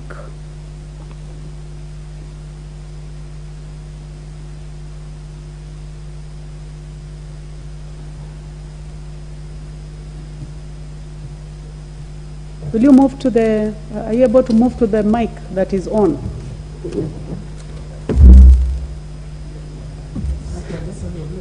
You're going too far. You have one next to you. Thank you, Madam Speaker, for giving me an opportunity also to add my voice to this public investment regulations. I tend to stand and support these regulations, Madam Speaker, because it will act as a roadmap to any kind of project in our counties and in the national government. Madam Speaker, I'm speaking about these regulations because of what happened, even with the project that we all know as the people from Nairobi, the expressway. The expressway is a nice project, but you know, at some point, there is something that was not done. And if these regulations was in place, we would have discovered as the people of this country. Madam Speaker, the expressway from Lolongo to Capital Center was done in a way that if we were monitoring very closely, the expressway was not supposed to exit from Capital Center. This is because when we all exit from one point, you can use 5 minutes from Lolongo to Capital Center, but Capital Center to the city or to CBD, it will take you 3 hours. So at the end, there will be no point of having an expressway if you cannot be in town on time. Madam Speaker, if I was going to be asked, and if these regulations were in place, the expressway was supposed to exceed from Bunyala Road or Bunyala roundabout. Madam Speaker, to serve the people of this country better. Madam Speaker, I support these regulations because it will create a lot of awareness to the people of this country, especially at the county level. There are so many projects that have been funded by different people. There are projects that are being funded by development partners, and there are some that are being funded by the government. But you know what? The people of a particular area will never know the source of funds to their projects. And in that case, they cannot be able even to supervise. Many people or Kenyans have been suffering because they don't know the source. Sometimes money is allocated by the government and at the same time it's allocated by development partners. But because there is no regulation to it, people will never differentiate the funds that have been given by the either national government or county government. I want to thank the Committee on Delegated Legislation for coming up with such regulations. But it is a different thing to come up with regulations, and it's also a different thing to create awareness among the public. Madam Speaker, I want to request the Delegated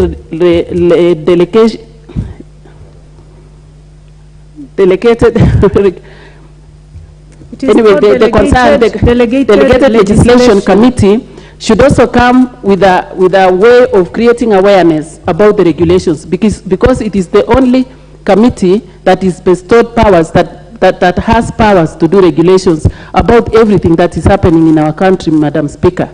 You know, it is not good.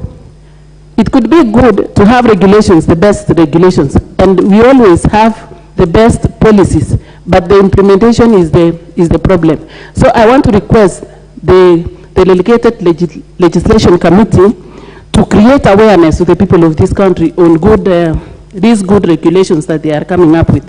So by these few remarks, Madam Speaker, I support. Very well. The Honorable Mutunga, member for Tigania West. Thank you, Honorable Speaker, for the opportunity to also comment on these regulations, the Public Investment Management Regulation 2022. Honorable Speaker, if anything needed management, it is public investment in this country. Public investment has been going on without very clear standards, very clear regulations. And the fact that the committee has thought of going through the project cycle management way, I believe this is where we are going to pick our pieces and put them together in order. Honorable Speaker, in the past, most investments avoided serious thinking, serious scrutiny, and serious assessment. The stages outlined, the pre-appraisal, appraisal, the project money development stage, all the way to negotiations, funding or financing, implementation, monitoring, evaluation, audit, and all the others in the project management cycle are very key. Every stage is taken up at any one given time and given sufficient time for it to be thought through. That enables the group or the people planning a project to think through that particular project, look at the viability of this project, and look at how it's going to help the people and how sustainable this project is going to be. I would like to say that, Honorable Speaker, most of the projects funded by some of the key development institutions go through this process, and sometimes they are a bit tedious because they avoid some of the things that happen quickly. Because they don't happen that fast, people avoid that particular process. I'm happy the government has decided that the way to go is the PCM way, and I'll tell you the reason why. One of the things that we will observe today is that, Honorable Speaker, project cycle management creates simplicity. Simplicity is very, very important in the sense that it simplifies the project itself for people to understand. It creates better understanding of that particular project, and understanding yields better implementation, and better implementation yields better results. The second issue about project cycle management is improved productivity in the sense that we are able to utilize time effectively, and they say that if you cannot manage time better, then you can manage nothing. So most of the project will be run within the specified time, and therefore they will give us the correct results or the desired results. This leads to successful implementation and successful execution and realization of the results in due time.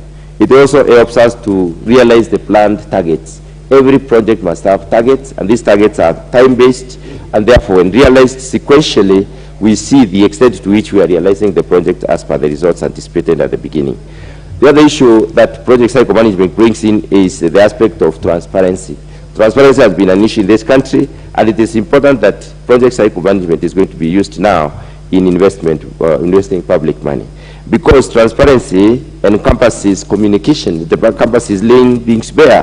Project cycle management, as it were, as an approach, basically outlines implementation, outlines the cost, outlines the anticipated output and outcomes, and even the impacts that will be there in the future.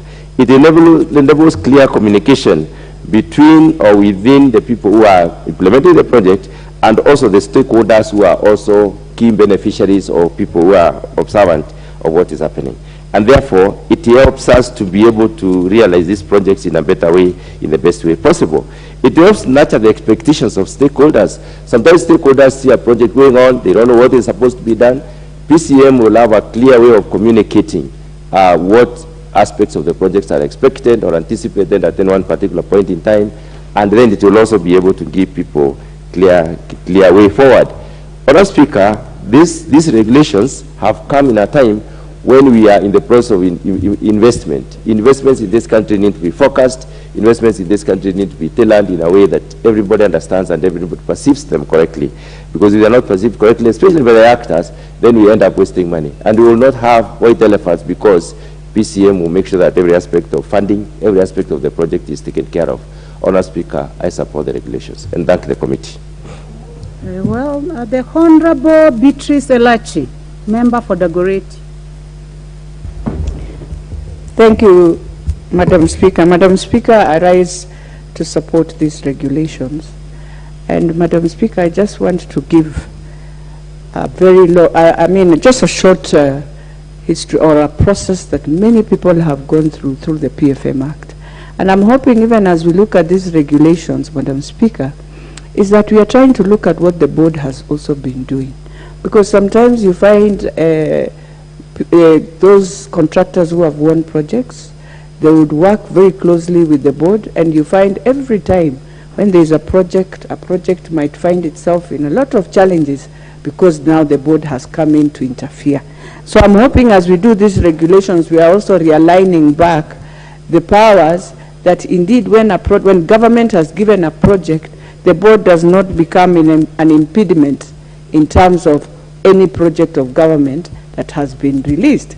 And so even as we look at the PFM Act, One of the things that we must also look at is to ask ourselves how government can be able, and I'm hoping the regulations are also binded to assist government to complete a project within the time frame that has been given. And so, Madam Speaker, one issue that this House must now look at, and that is one of the challenges we've faced, where you find many pending bills. Because the project went, it was supposed to start at this time frame, it was stopped because it went through a court case or it went to the board, and now the board has decided they have to go through. It takes a long time, and we don't look at that, and at that time of the project is just moving. So, Madam Speaker, if we want to see government achieve and our constituencies getting development, then we must ensure the cycle time frame of that project, from planning to implementation, is taken in consideration, even if the project will have any challenges that will be on the way. And so the regulations must guide government, but also guide the different institutions that are part of that project. The other thing, Madam Speaker, that we appreciate about having regulations is that it also now brings in transparency. It assists you to have an open eye of what is happening. And even the members of parliament are able to go, and you will find now data that you can look and ask yourself, why is it that this project of water has not moved at this level? Why is it that we are not at this time frame says within 3 months, 6 months, we are supposed to be here. Why are we not there? And how can a member of parliament now go back to push government and say, look, we are supposed to do and complete my project within this time. Our people are still suffering because of 1, 2, 3. The third thing why we need regulations is to tame our... In the morning, we've just spoken about regulations of public investment. We are lucky again, now we are talking about the PFM Act. These things go together. And so we are hoping also our officers in government will appreciate that we have regulations that guide us. We have regulations that we can sit and ensure within a project that we have been given, money is spent in a transparent way, but also effectively, in an efficient way that you gain and achieve what you want. Why CDF has been one of those projects that move and you achieve and you are able to see results is because of how strictly this House decided to put and itemize how the projects should move. As we move on, we also need to talk to Treasury that it is time you itemize your projects so that people will understand your projects. Because it's also one thing that has killed this House, that we have a budget that is billions and you are never told in an itemized way how can you achieve this budget within this. And so all these tools that we are getting are tools to support us now to get a budget that can be a budget that is more transparent, a budget that is able to move us forward. With those few remarks, Madam Speaker, I beg to support. The Honorable Dorothy Ikiara, nominated member.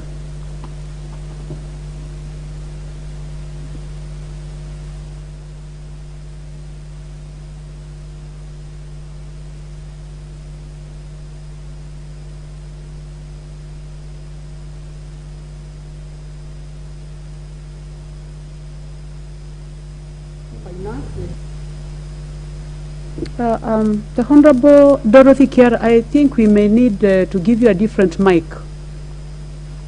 Please give her a different mic. Move to the next one. Yeah? Okay. This is okay.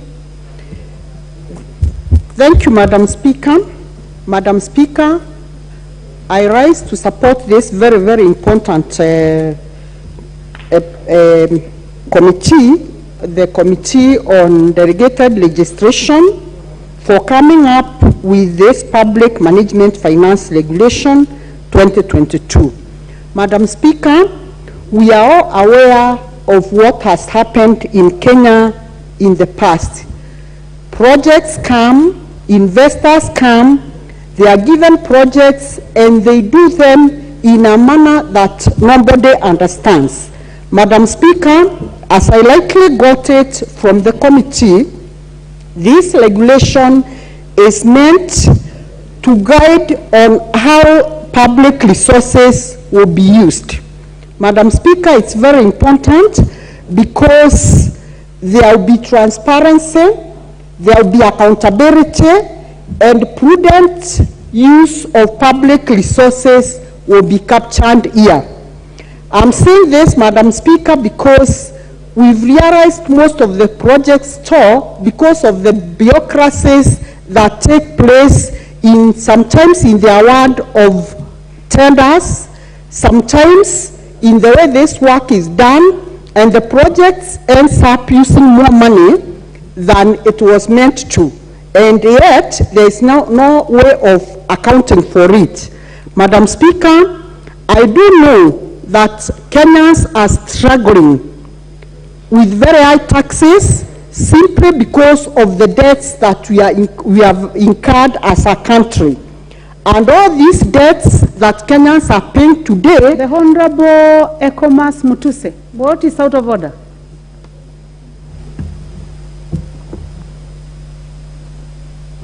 Madam Speaker, I apologize. Somebody must have error.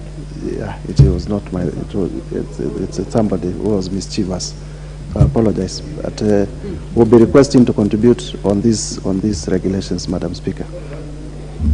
In that case, the Honorable Dorothy Kiara, you may proceed.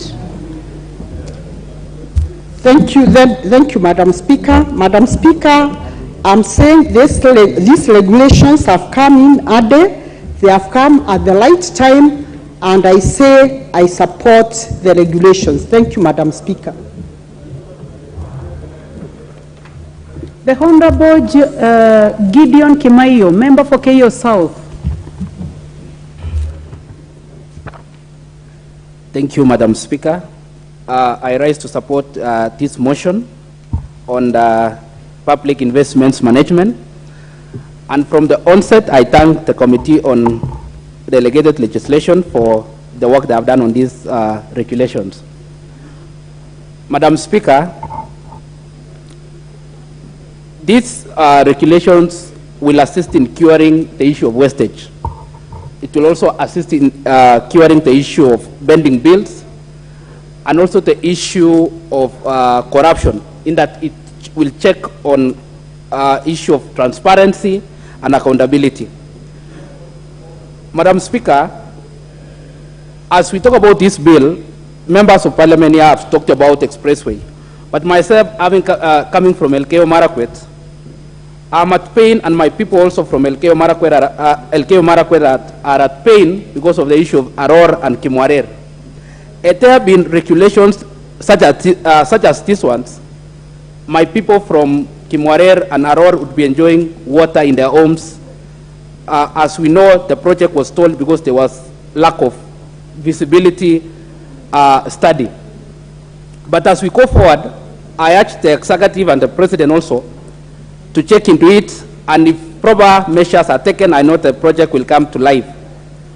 Also, this bill is important in that it specifies the roles of each individual or the institution. For example, in the county, it will check what will the CEC do, or the county assembly. In the national government, it will also give what the accounting officer in terms of Ministry of Finance and the National Assembly will do. At the same time, this regulation, I'm also... I have a point of order. What is out of order, Honorable Dr. Pukose? Madam Speaker, without interrupting my colleague from the member for Keyo South, I stand on standing order number 95, that since all of us we have a massive support on this bill, that the mover be called to reply. Madam Speaker, that since we have a lot of support on these regulations, and these are key and very important regulations, that the mover be called to reply. Thank you, Madam Speaker. The Honorable Member for Keyo South, you may conclude, then I'll check whether that is the mood of the House. So please conclude your debate on this motion, on this report. So, as much as I support the same... I think you had a remainder of about 2 minutes, so you have 2 minutes Thank you, to Madam conclude. Speaker. My worry with this regulation is on the exemption. On the miscellaneous part of it, the regulations talks about exemptions, and the Minister for Treasury has been given leeway on the exemptions. I am afraid that the same may be abused by whoever will be given the exemptions, but all in all, I support the regulations. Thank you, Madam Speaker. Honorable members, the Honorable Dr. Pukose, member for Endebess, has raised a point of order that the mover be called upon to reply, and I would like to establish whether that is the mood of the House. Is that the mood of the House? Yes. So the mover. Thank you, Madam Speaker. I rise to reply, and as you note, Madam Speaker, that this public finance management regulation is set out to give guidelines on project cycle management, to maintain public management information systems, to help in decision making as far as public investments are concerned, as well as to allocate responsibilities in various institutions as far as public management, public investment management processes are concerned. And this, Madam Speaker, will enhance transparency, accountability, and prudent use of public resources, and also increase the public participation. These are ingredients which have been seen missing in the past public investment management, and with this regulation, Madam Speaker, this will be taken care of in the most prudent and appropriate manner. Madam Speaker, I want to thank the members of my committee, which is led by a very able chairman, Honorable Chepkonga. And also I want to thank the office of the clerk for the secretarial services which they offered to this committee. Honorable Speaker, I also thank the members of this House for their contribution and support of this regulation, which is going to ensure there is a paradigm shift in the Republic of Kenya as far as public finance management is concerned. Madam Speaker, with this, I beg to reply. And probably I can donate. Thank you. I beg to reply. Thank you, Madam Speaker. You would have done that before you replied, so you do not have the opportunity now. Honorable members, having established that we have the requisite numbers,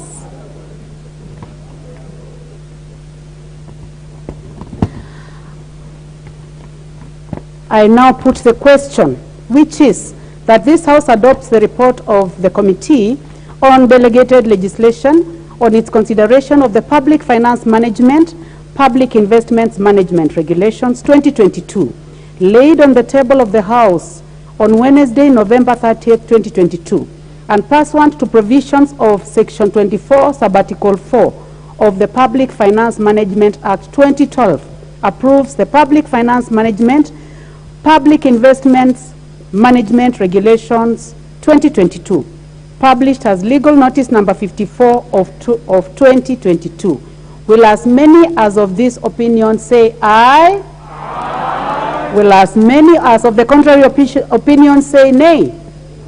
The ayes have it.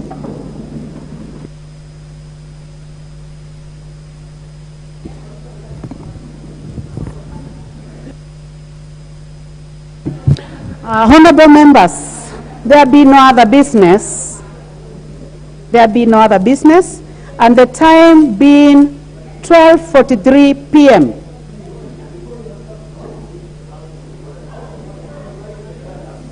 Honorable members, order. Honorable members, there be no other business, and the time being 12:44 p.m., this House stands adjourned until today, Thursday, 8th of December 2022 at 2:30 p.m.